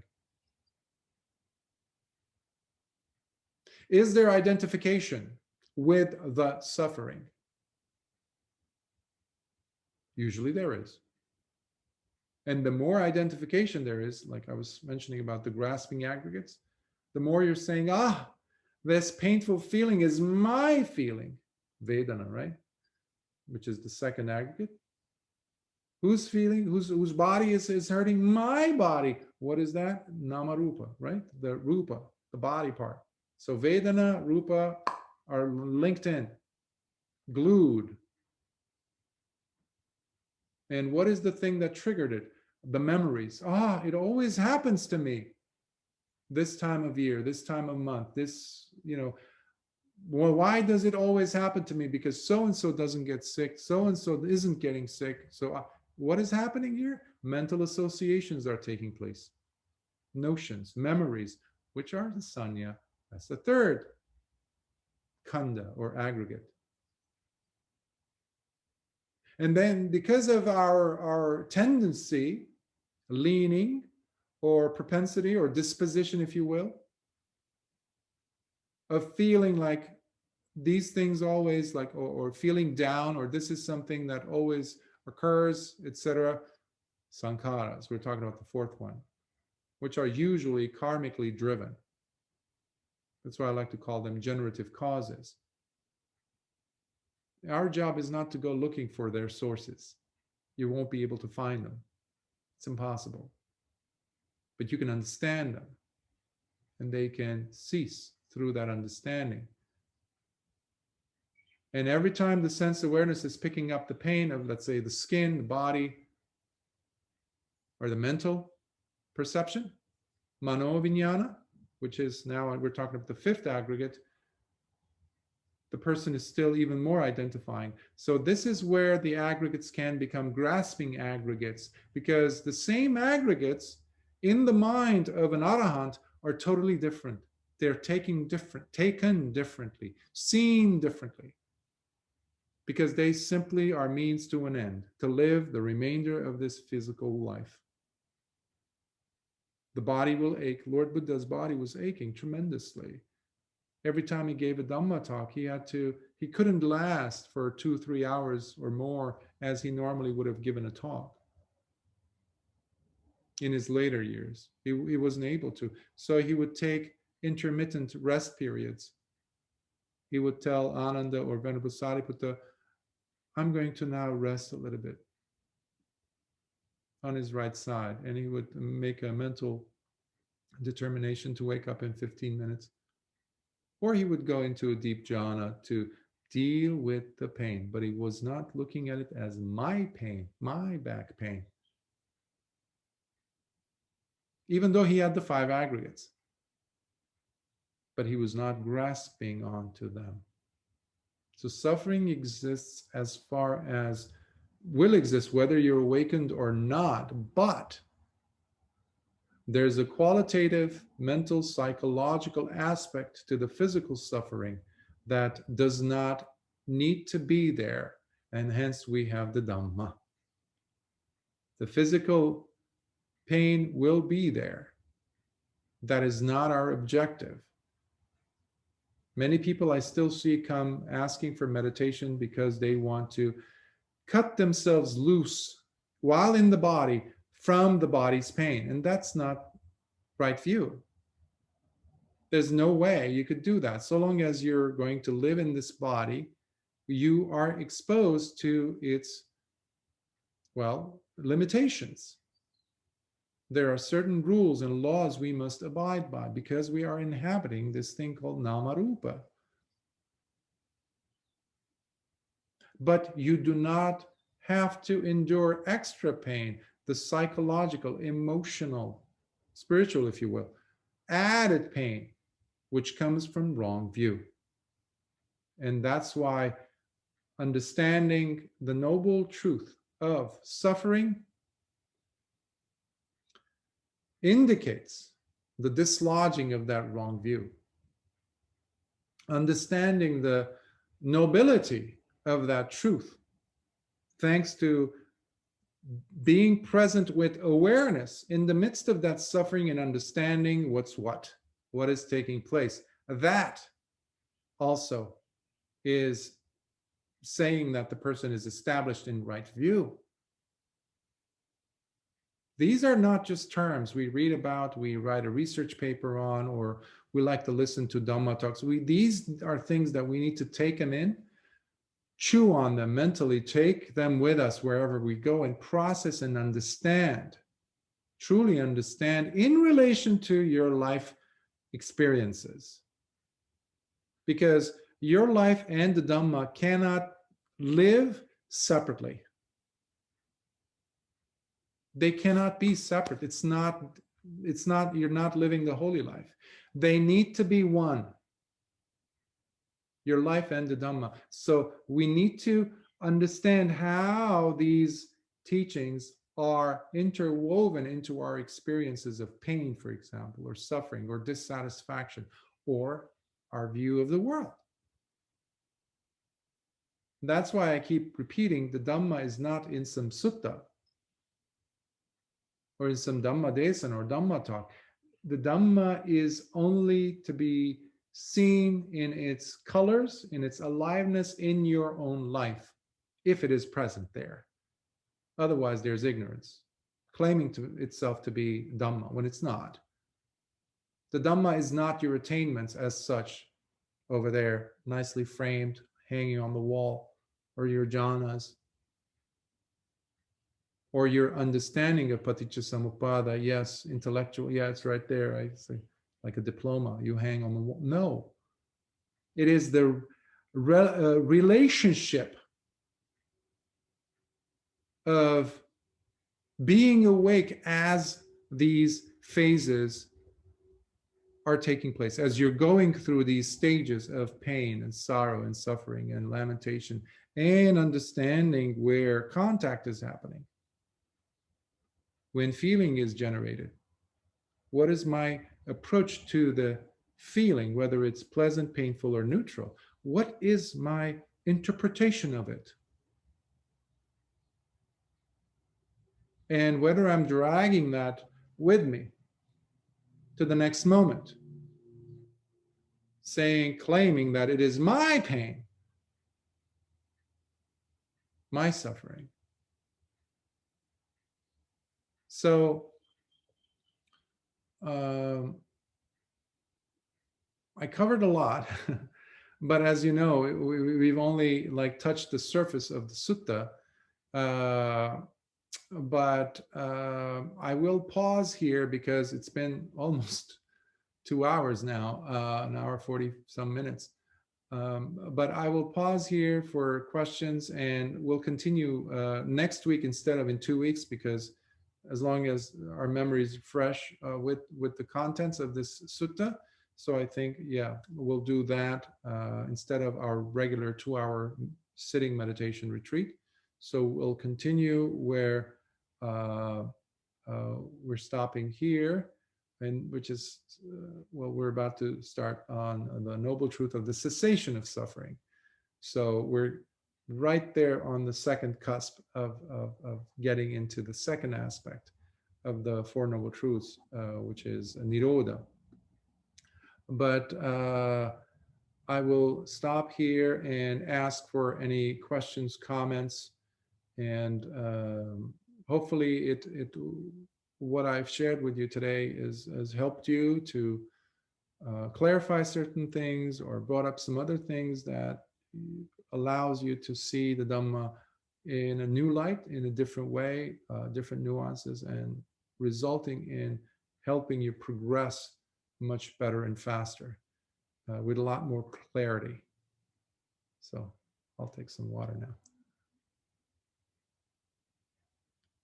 Please unmute yourself if you're going to ask a question. Thank you.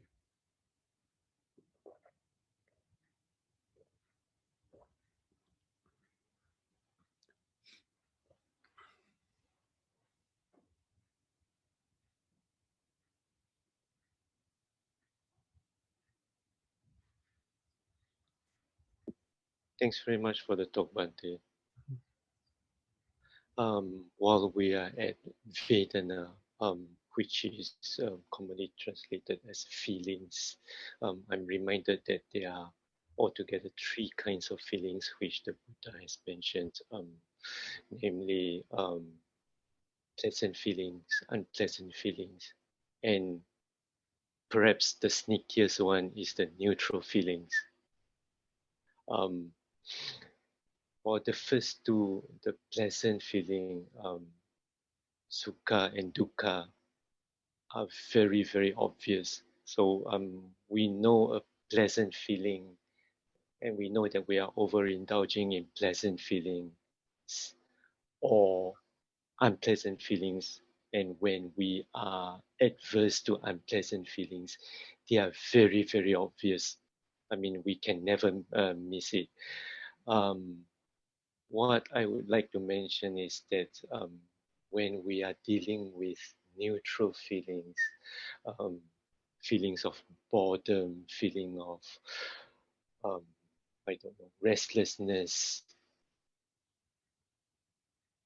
this is perhaps a very important aspect of the training, isn't it?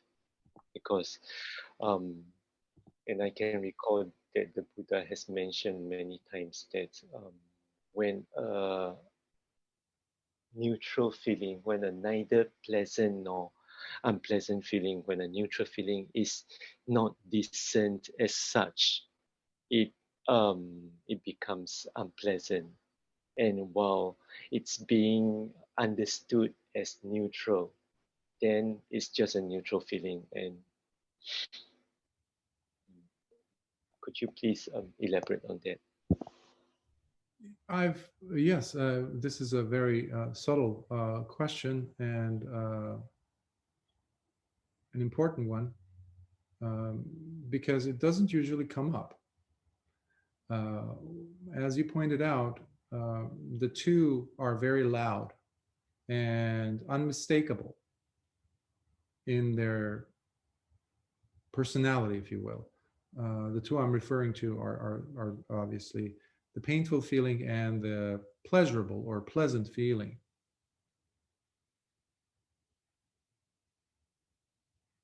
I've noticed, I've seen, I've heard, I've witnessed some teachers mention how the neutral feeling is referring to some jhanic experience, a sensation, a feeling as a result of jhanas, higher states of mind. And let's say upekkha sometimes is seen by some teachers, some individuals, as the neither pleasant nor unpleasant or non-painful. But at the same time, upekkha is also seen as a very pleasant feeling, because it does have the element of comfort, which gives us a sense of subtle happiness. So it's not completely neutral. On another level, it can be seen, the neutral feeling can be seen as a feeling that is being missed out on, a feeling that is being neglected to be looked at properly. Basically, the person is not heedful towards that feeling.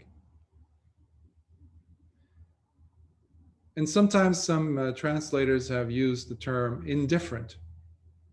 Instead of using the word neutral, they say indifferent to. Let's say how if you're wearing clothing and the clothing is touching, let's say, your knees from the inside, your knees are touching. If you're wearing pants or a skirt or something, fabric, your knees or any other area like the elbow or the back of your hand might be touching something, or anywhere for that matter. But until I mentioned that location, it was still left unbeknownst to you as far as what is it? So you added a texture of mindfulness upon it. Now, still, that does not necessarily mean that it is painful or pleasant. But I think about a couple of months ago, someone asked, I think it might have been you, Patissa, who asked about health. And what is health? The absence of sickness oftentimes is seen as health. The absence of being ill or sick or not being in pain can be seen as health. Because it's very hard otherwise to say what is health. Majority of the time, we are, so long as we're living mindlessly, we're not having heedfulness with us, diligent in our practice of sati and sampajanya, we are living in ignorance. We are living in ignorance. Now, based off of that, so that to me, the way I see it, the way I understand this, of course, I'm not saying this is how it is and this is how everyone should see it, of course, but this is how I see how the neutral feeling can easily be triggered and move into the area of painful feeling. Let's say if you were walking without sampajanya, clear comprehension, and last time I was mentioning in the Dhamma talk how it is essential for us to know, to clearly comprehend where we are in time and space. Let's say if I'm walking without mindfulness, that means I don't have sampajanya, period. But if I am walking with sampajanya, clearly comprehending where my hands are, where my elbows are, where my knees are pointed at, where my feet are pointed at, how my weight is being distributed. If I'm walking, for example, on wet ground or oily ground, suddenly, the ground is slippery, suddenly I will have to bring in big doses of sampajanya and mindfulness so that I can maintain a balance. Now, what I did was I pulled myself out of the very neutral feeling. Because had I walked carelessly with neutral feeling or neutral sensation, you can, sometimes I use it interchangeably, sensation or feeling. What will happen is, because there is no clear comprehension, and let's say when you get out of bed and you're still groggy, drowsy, and you don't have any shoes on, no slippers, and you're walking, and by accident you stub your toe at the edge of the sofa. It's a graphic image because it happened to my brother years ago, and he dislocated his toe, his big toe, and it happened to me a few years ago in Italy, where I slammed or jammed my small pinky toe, basically, of my foot, and it got bruised up, and to this day it hurts. But it started as a neutral feeling. I mean, I was feeling the ground, but I was not with that moment of awareness, with that sensation, with that experience, until I stubbed my toe. Guess what? It quickly changed into very painful. It didn't go gradually, it was very fast. And now the neutral feeling became very unpleasant, very painful. In a way, I resemble these three states of feeling to the three kileshas. How so? If you remember, kileshas are lobha, dosa, moha. Lobha is greed, lust. Dosa is hatred, anger. And moha is ignorance, delusion.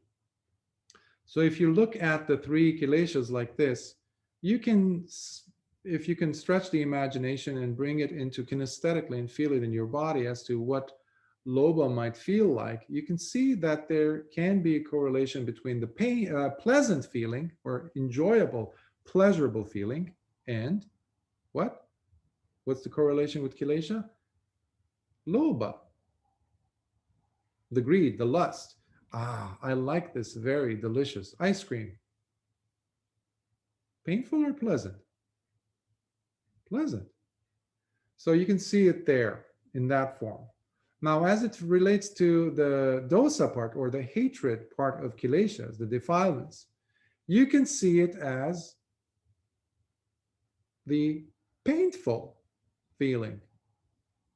Because hatred, anger, rarely leaves the person with feeling good, even though we sometimes think that that's the same thing. Actually, when you do get angry, when you do yell, or you do slam something, slam a door, or release it, basically, that release is the thing which is releasing the mind, liberating the mind, or the physical, the tension is being relieved. It's like in the case of sex, lay people. So when there is a release there, all of a sudden the person goes, ah, what happened? There was the release of that. But while that tension was building up, while you were feeling the poisonous qualities of hatred and anger, meaning dosa, was that painful or was that pleasurable? It was absolutely painful. And similarly, when you go to the moha part of the kileshas, or the poisons, defilements, you look at it as the mother of the other two. Because when the mind is defiled, when the mind in this case is ignorant, it's going to go in one of two paths, down one of two paths, alleys. Either in the painful, or in the hatred in this case, giving this example of the kileshas, anger, or the pleasure. So if I were to extend this question and what I'm trying to describe or explain and address your question into the context of what I covered earlier in the Dhammacakkappavattana, specifically in reference to the two extremes, you see where I'm going. One is about one extreme, self-mortification, and the other was the path that Lord Buddha, Siddhartha Gautama, had practiced for 29 years, meaning hedonistic lifestyle, where none of his desires, carnal sense pleasures, were ever deprived of anything. It was all catered to. That is pleasure. The other one is painful. What was the other thing that it stems from? Moha, the delusion. Similarly, I approach looking at the three feelings in this context the way Lord Buddha was approaching the two extremes. Now, where does the middle path fall in, if you were following that line of thought? The moment there is sati, now you pull yourself completely out of the three, because there's clear comprehension. Now you won't be slipping because you know where your feet are placed. You're able to balance much better. You'll be able to know, where can I lean in case one foot slips? Can I lean into the wall? Am I too far from the wall? Maybe if I push down with my foot flat instead of just using my heel on a very slippery, oily surface. Suddenly, you're applying sati, which is what? Part of the Eightfold Path, Samma Sati. So in the presence of the Eightfold Path, you're already practicing the middle path. In the practice of the middle path, you're already practicing the Eightfold Path. In the presence of right mindfulness. So if you start with any of these, by the way, any of the rungs, any of the branches of the Noble Eightfold Path, you don't have to just always start with right view. No, sometimes it's hard to trace. For example, I just used the example of mindfulness in that scene of you walking on a slippery surface, oily surface. We just talked about sati. Guess what? Sati is part of the Eightfold Path. But given the presence of sati, you bring in all the other seven. So now you have the completeness of Eightfold Path. So you're practicing right view. So in this way, you can transcend the three-natured feelings, meaning pleasure, pain, and neutral. So you don't have to be stuck on any of those three, where you can transcend, and you can even get to the point where you don't make new kamma, as they say about the arahants. Sometimes they're translated as kiriya chitta, where the action is it. It ends there. There's no building of new sankharas or, new kamma, because the person is seeing what is taking place. They are also seeing the natural results that sometimes can happen, obviously, because we have a body. But they will be able to break down the tiny little portions of time, despite how small, given the presence of Samma Sati. In fact, this is called Mahasati at this point, where every millisecond is being observed so long as the mind has reached a certain depth. And because of the presence of Mahasati, there's also the growth of Mahapanya.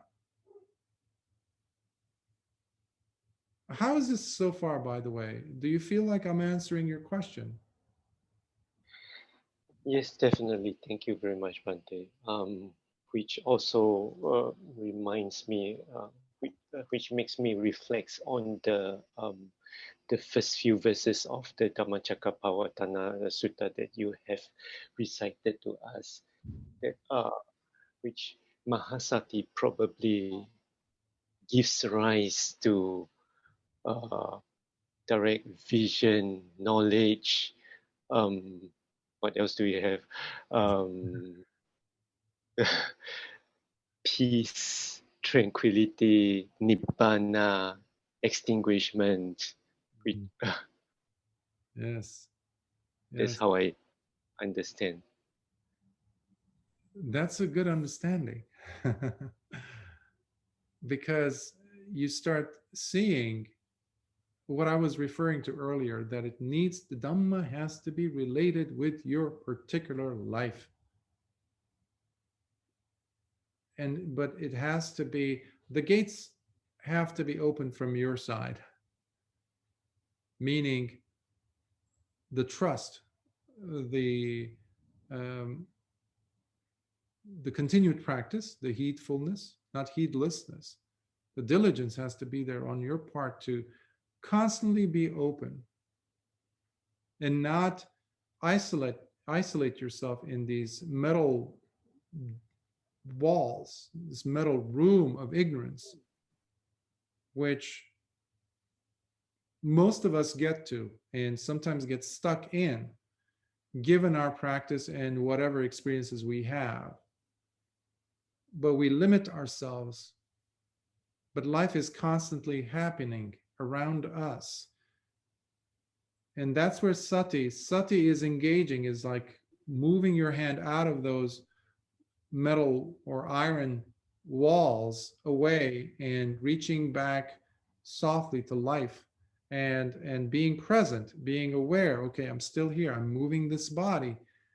I'm experiencing things. I'm sitting here. Because every single moment of sati is precious. Every single moment is meaningful. We can enter into nibbana at any of these moments. That's how available it is. But we cannot do so without sati. Sati that is really refined and refined and refined and being refined by the person constantly. So it's not like a stage that we reach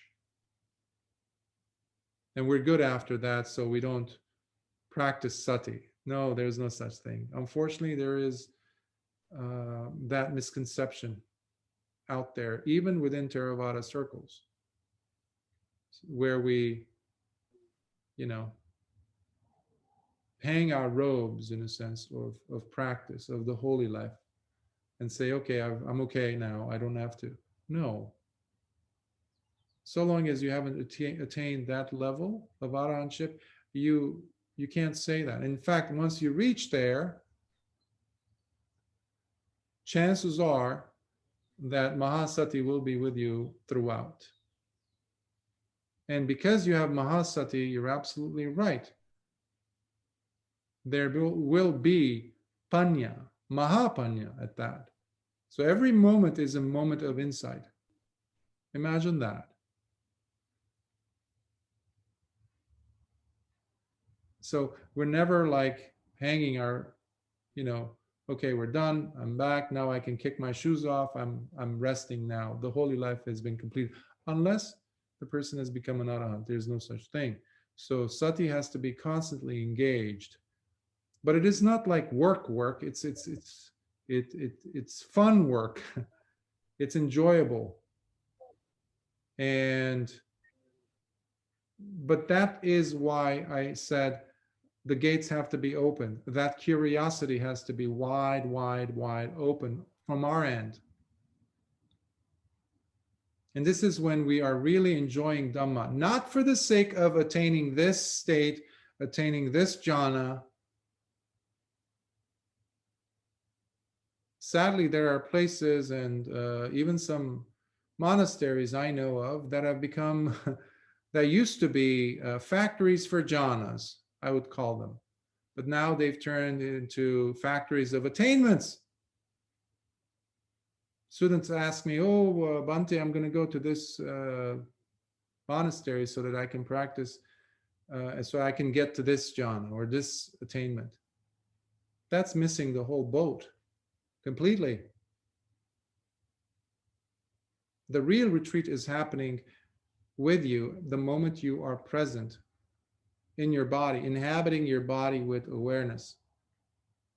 And taking in this case, the Dhammacakkappavattana, taking this thing called middle path into your own, the very fabric of your own DNA, into your own life, and seeing its relatedness to it. And if there isn't that you see, probe it some more, see it, look for it, because it's there. The moment you open up, the moment you assume the position of a total, absolute beginner, which requires humility. And every time we approach Dhamma, we need to approach it with that attitude. Every time we sit and meditate, we need to approach it with that attitude of humility. And never like, okay, where did we leave off yesterday? On the clipboard? I was like, oh, yes, that's okay, that's where we're going to continue. No. So, a great question. Thank you for bringing it up. Any other thoughts, questions, comments?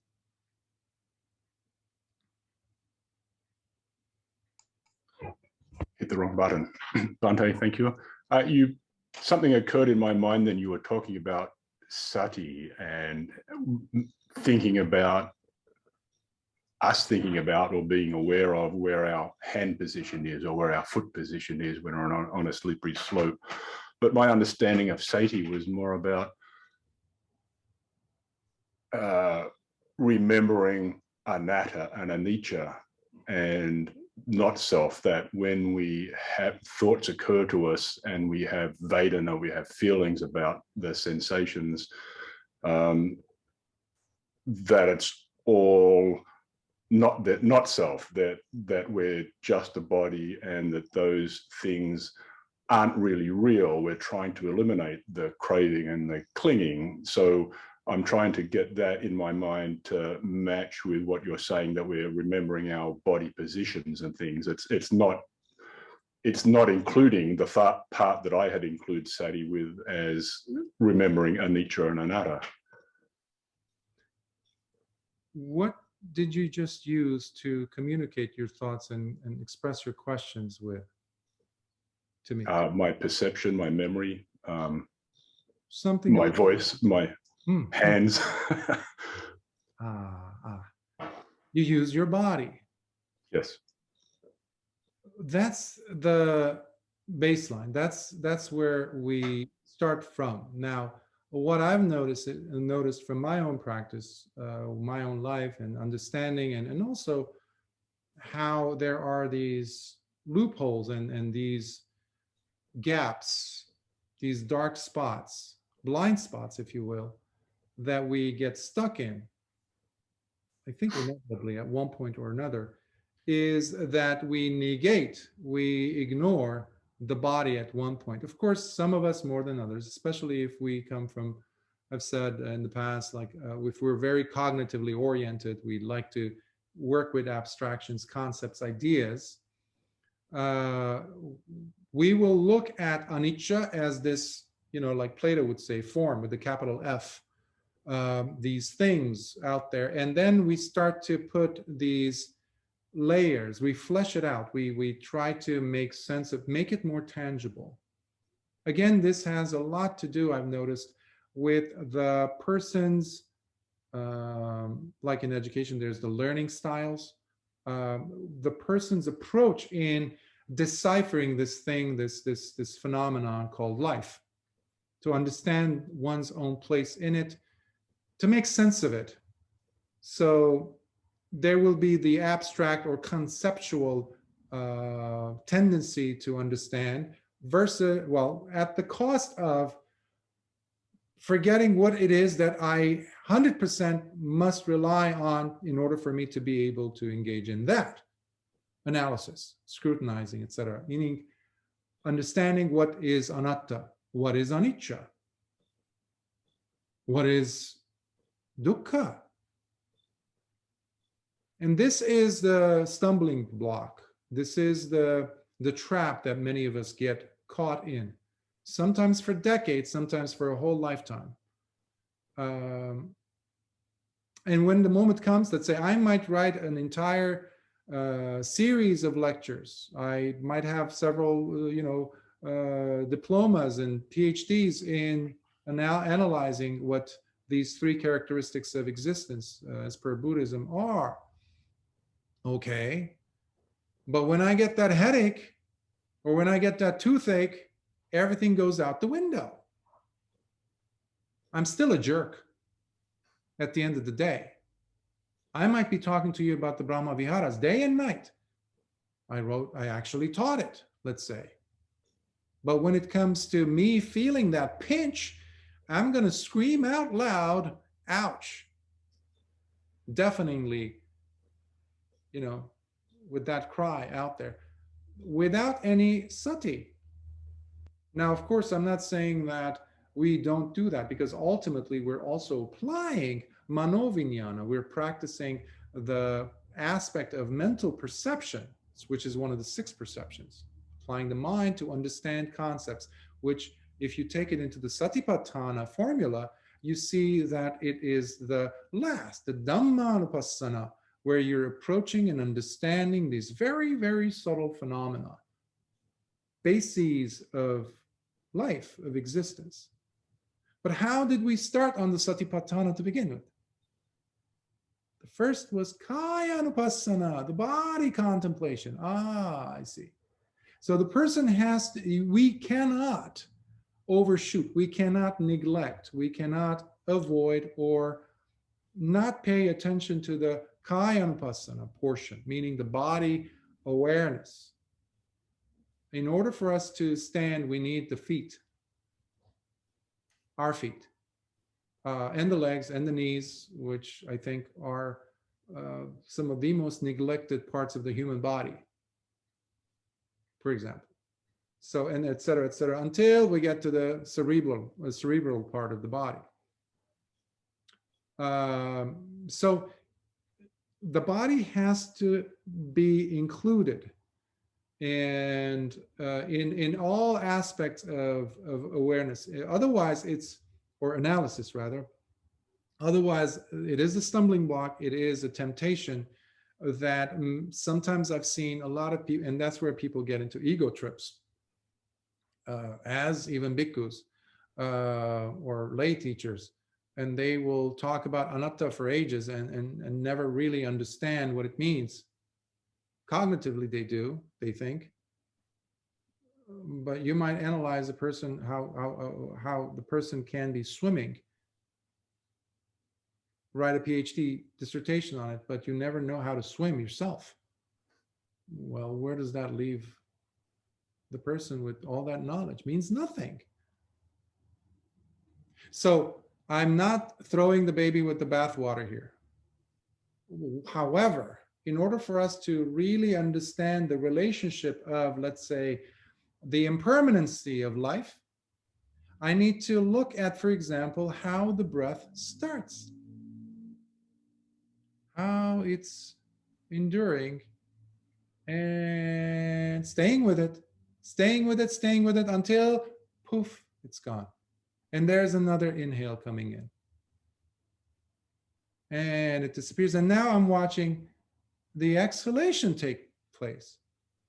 Similarly, with concepts, with thoughts, with sanya, every time you have, let's say, a memory, instead of getting into the analysis mode of what anicca is, make it more relatable, make it more understandable, digestible, palatable to you and to your own experience, meaning bringing it from cognitive land into something that you can observe. And this is where sati is extremely important. You sit there and you watch as the memory showed up, because you did not let it slip. Just like you were not allowing the breath slip, you're now cognizant. Let's say, if it's a recurring memory, if it's a recurring thought, if you have been present at any of the past intervals where this situation occurred, you will identify as to what type of association will come up next. Perhaps it's a certain type of feeling. Let's say if you recall how that ice cream felt when your dad got it for you, let's say at the age of 10, somewhere in, I don't know, Australia, how it felt in the body and what you saw next, or what colors you saw, and where already you know the storyline.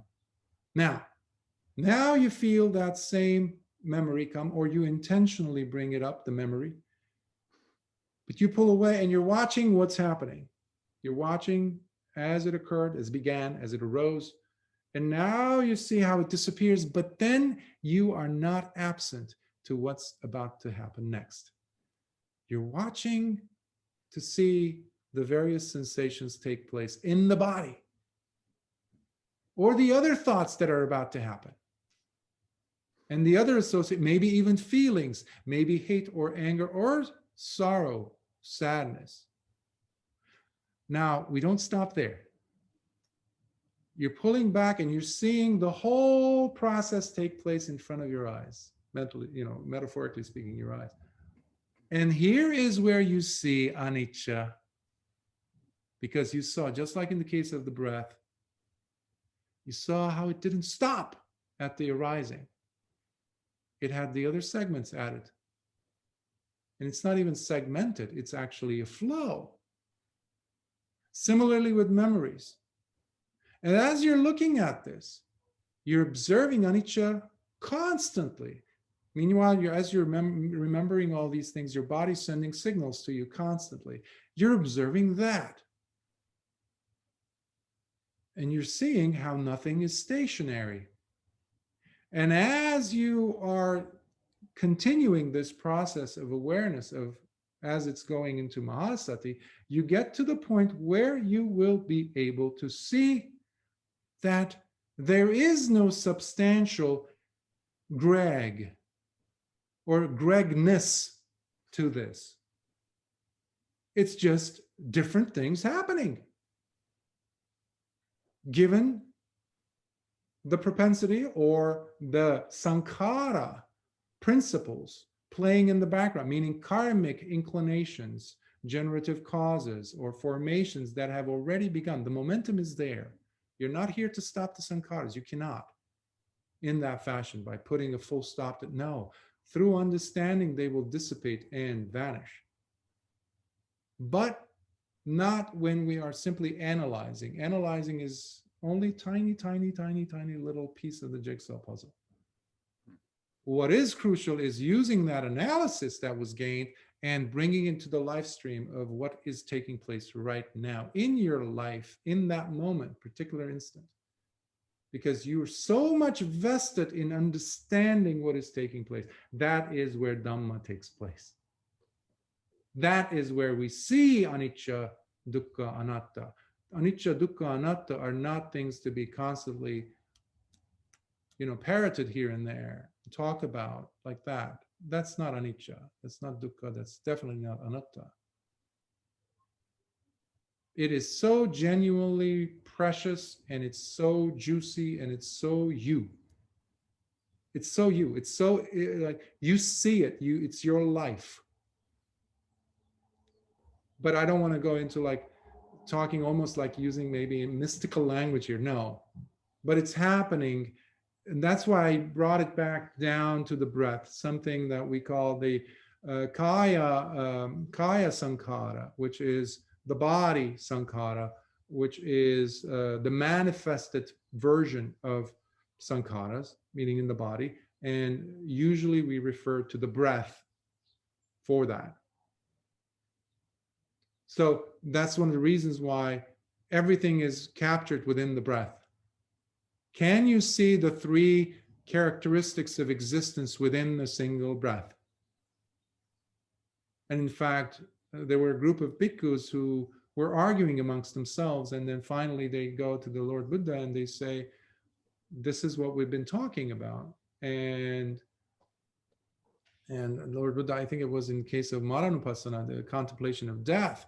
And then, so the person says, well, I think about it during the time of eating a one meal, during the duration of my eating the alms food, that time, like lunch. The other one brings it down slowly to one morsel of food. Another person says, one inhalation, one exhalation. And then finally it gets to the monk who says, not even that.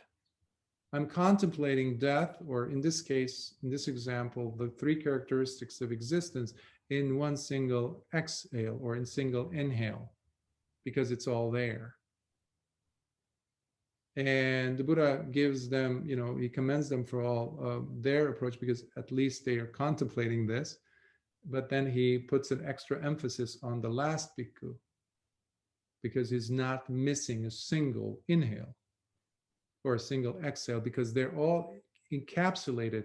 They are there, nicely bundled. We need to unravel them. And the unraveling agent is sati. As we're unraveling that gift within a single moment of awareness of a thought, seeing its arising, duration, and its disappearance, that's where sati moves and gives way to panya to take place. And so, because that's where your studying and analysis of all these principles can really bear fruit, then it becomes real and visceral, real, and becomes your truth. And no one can persuade you otherwise, because now it becomes Dhamma, it's experiential, it is lived, akaliko, timeless, and you become the perfect evidence of that, the witness to that. That's why enlightenment or nibbana is very, very personal to the person, to the individual. That's why no one gives it to you, no one can take it away from you. No teacher will give you nibbana.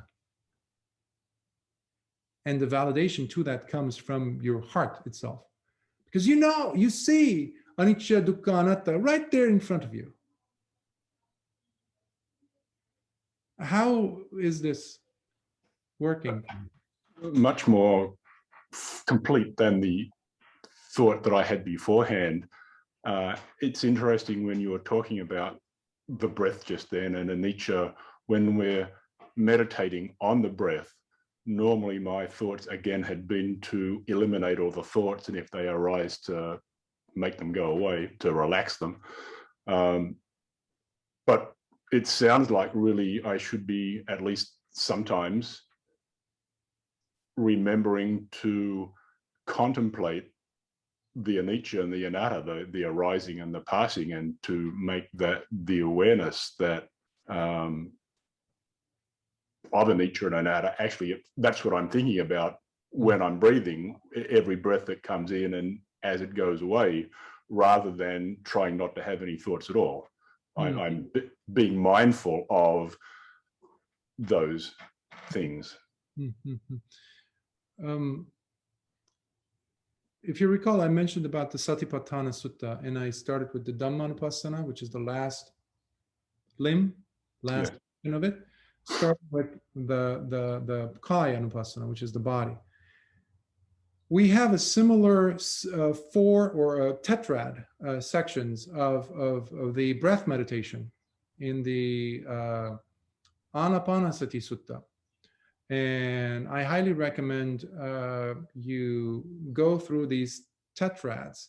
So basically they're 16 steps. And what you're describing as, I need to contemplate anicca, for example, using your words. In fact, the 4th tetrad deals with that. Exactly. Yeah. But the person has to start with the 1st tetrad, which is what? Which you are starting with simply identifying that there is a breath taking place consistently. Now, this is where the catch is. Most of us cannot hold awareness of the breath as it's taking place. This is where some teachers will have the student count to 10. 10 breaths, and being consistent with it. Not like 2 breaths, you're conscious, you're aware, and then 3rd, 4th, 5th, oops, where was I? Oh, I have to start with 6. What was that? Was that 4 or 5? Oh, okay, let me start with 6. No. You again start from 1. Until the heedfulness gets so strong, diligence gets so strong that you will not let go of any of these breaths being or gone unnoticed. You hold on to the awareness for dear life, as it were. Now, as you're doing this, this is again with the 1st tetrad, you start to develop the awareness of, that was a short breath. That was a long breath. So you start to distinguish between the short and the long. The next portion comes where you start to notice the beginning part of the breath, the middle, and the end. This is where it's called the kaya of the breath, meaning the body of the breath. Now, this doesn't mean that you're following the breath in the body. No. So usually, I had to mention this also. When we feel the breath, it is around the nostrils. So basically, it's around the upper lip and maybe the wall separating the nostrils, or just the entry point, but nowhere else. Not following it inside as we're breathing it in, not following outside as it goes out in the exhalation. So you're just localized here. So you're going to feel different sensations, maybe warmth, maybe heat, maybe coolness, etc. So the person now in the 3rd stage, they're seeing the breath moving, having a beginning, a middle, and an end. Same with the exhalation. And then the next stage is where the person calms and relaxes. Relaxes the breath. We call it the Kaya Sankara. Mentally, the person, Pasambaya, it's called, relaxing. Next, we get to the bringing in the joy element. The joy element. This is where the person has already been going into, let's say, the 1st and 2nd jhanas. So there's joy, obviously, because you're talking about the 1st jhana. And then there's so you become cognizant. You are aware of the breath. Every time you're breathing in and out, you're contemplating joy, piti. Then you're contemplating, 2nd would be contemplating happiness, or sukha in this case. And then it goes on like this, and then you will relax. Even we get to the chitta part, where you are easing, settling, and becoming sensitive to the mind. Chittanapasana. If you recall from the Satipatthana, the 3rd is Chittanapasana, which is contemplation of the mind states, the mind itself, the mental flavor. So you become cognizant of that. And now we're in the 3rd tetrad. So you are looking at the settling in and becoming sensitive. And the 2nd stage of that 3rd tetrad would be looking at delighting the mind, it's called. Delighting in So now we're going more and more towards the fourth jhana. So there's this equanimity developing. And eventually you get to calming even the Chittanapasana, because even that is seen as a hindrance, ultimately speaking. And when you come to the awareness of the anicca. Now in the fourth tetrad is where you get to focus and contemplate anicca, impermanence. How? Because of all that you went through. Because the breath is always your litmus test. You can always lean back and just look at the breath. That is your reference point. It's like when you're driving on the road, you don't know where you're going, but you were aware of it 5 minutes ago because you were following the GPS. But you kind of feel lost at that moment. Oh, all you have to do is look down at the GPS and just to see whether your arrow and the road, everything still is on track on the screen. Oh yes, I'm on track. Okay. That would become like the breath, you checking in with the breath and seeing, there is that beginning, middle, and end. Can I just ask a question here? We're talking about, as we go through these different tetrads and stages, contemplating the breath and contemplating joy, etc. Should we really be experiencing the joy rather than thinking about it? Because I can think about joy but not experience it. And my understanding of the jhanas is that I really need the joy to come up and then the joy to settle down and to move on to more calmness. So when I hear contemplating it, it leads me more to thinking about joy, but that's not really what it means, is it? Yes, you're right. And then notice the contemplation part comes in.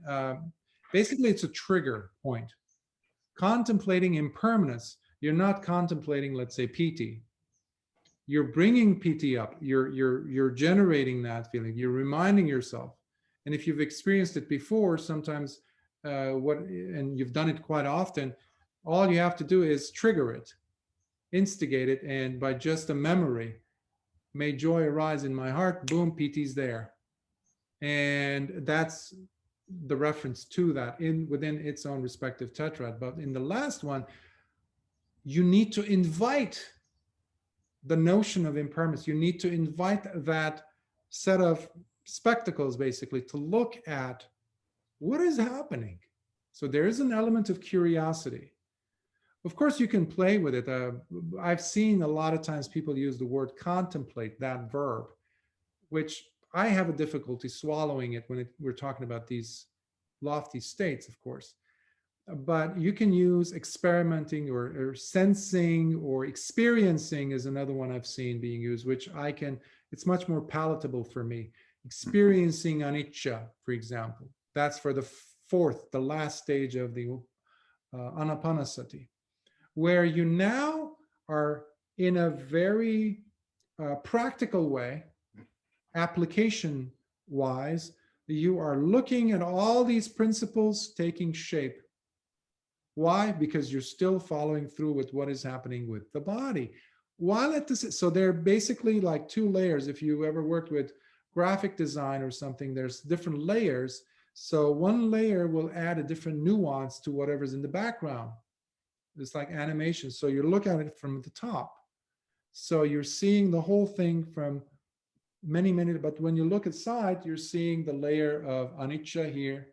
So the mind has now reached a point where it can do this subtle surgery of understanding. And after the anicca, what you bring in is experiencing viraga, which is dispassion towards what is being experienced. Sometimes people call it fading away. I don't like that term. Viraga is not fading away. It's lack of lust or dispassion, no longer passion, being pulled in this direction and that. And when there is that level of the tetrad being understood and experienced, then comes the cessation, nirodha. So nirodha nupassi, it is the cessation you start to experience because there's viraga. there can be cessation, because you're not being pulled left and right. And if you remember from the Pachalayana Sutta, Pachalayamana Sutta from Venerable Mahamoggallana, where Lord Buddha said, nothing is fit to be clung to. At that point, Lord Buddha explained to him that all these steps, when the bhikkhu, when the meditator is no longer being pulled left and right because they start seeing that nothing is fit to be clung to, then whatever nature the feelings have, whether it's neutral, like we said, or painful or pleasurable, they're not pulled into the story. They see it for what it is, but they don't engage in it, meaning they don't get agitated. When the person is no longer agitated, means they have this passion. Now, when they have this passion, what happens is there is nirodha, cessation, ending of that pulling and this and that, which is suffering, right? So the suffering ends, so there is cessation of that. And as a result of experiencing viraga and the cessation, there is the experiencing of patinissagganupassi, which is the dropping, the letting go. If you no longer are being pulled in this and that, you just see it for what it is. It's like those pieces of Lego. You no longer see it as the vicious lion because you just took it apart. It's just a gray piece of plastic. It's just there. How can I cling to that? How can I hold on to that?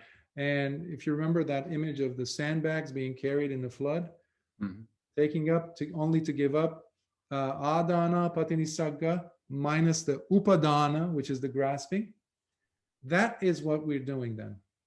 So every experience that happens, every breath, for example, that is taking place, you're seeing anicca, you're seeing viraga, you're seeing cessation, and now you're seeing patinisagga, which is picking up only to give up.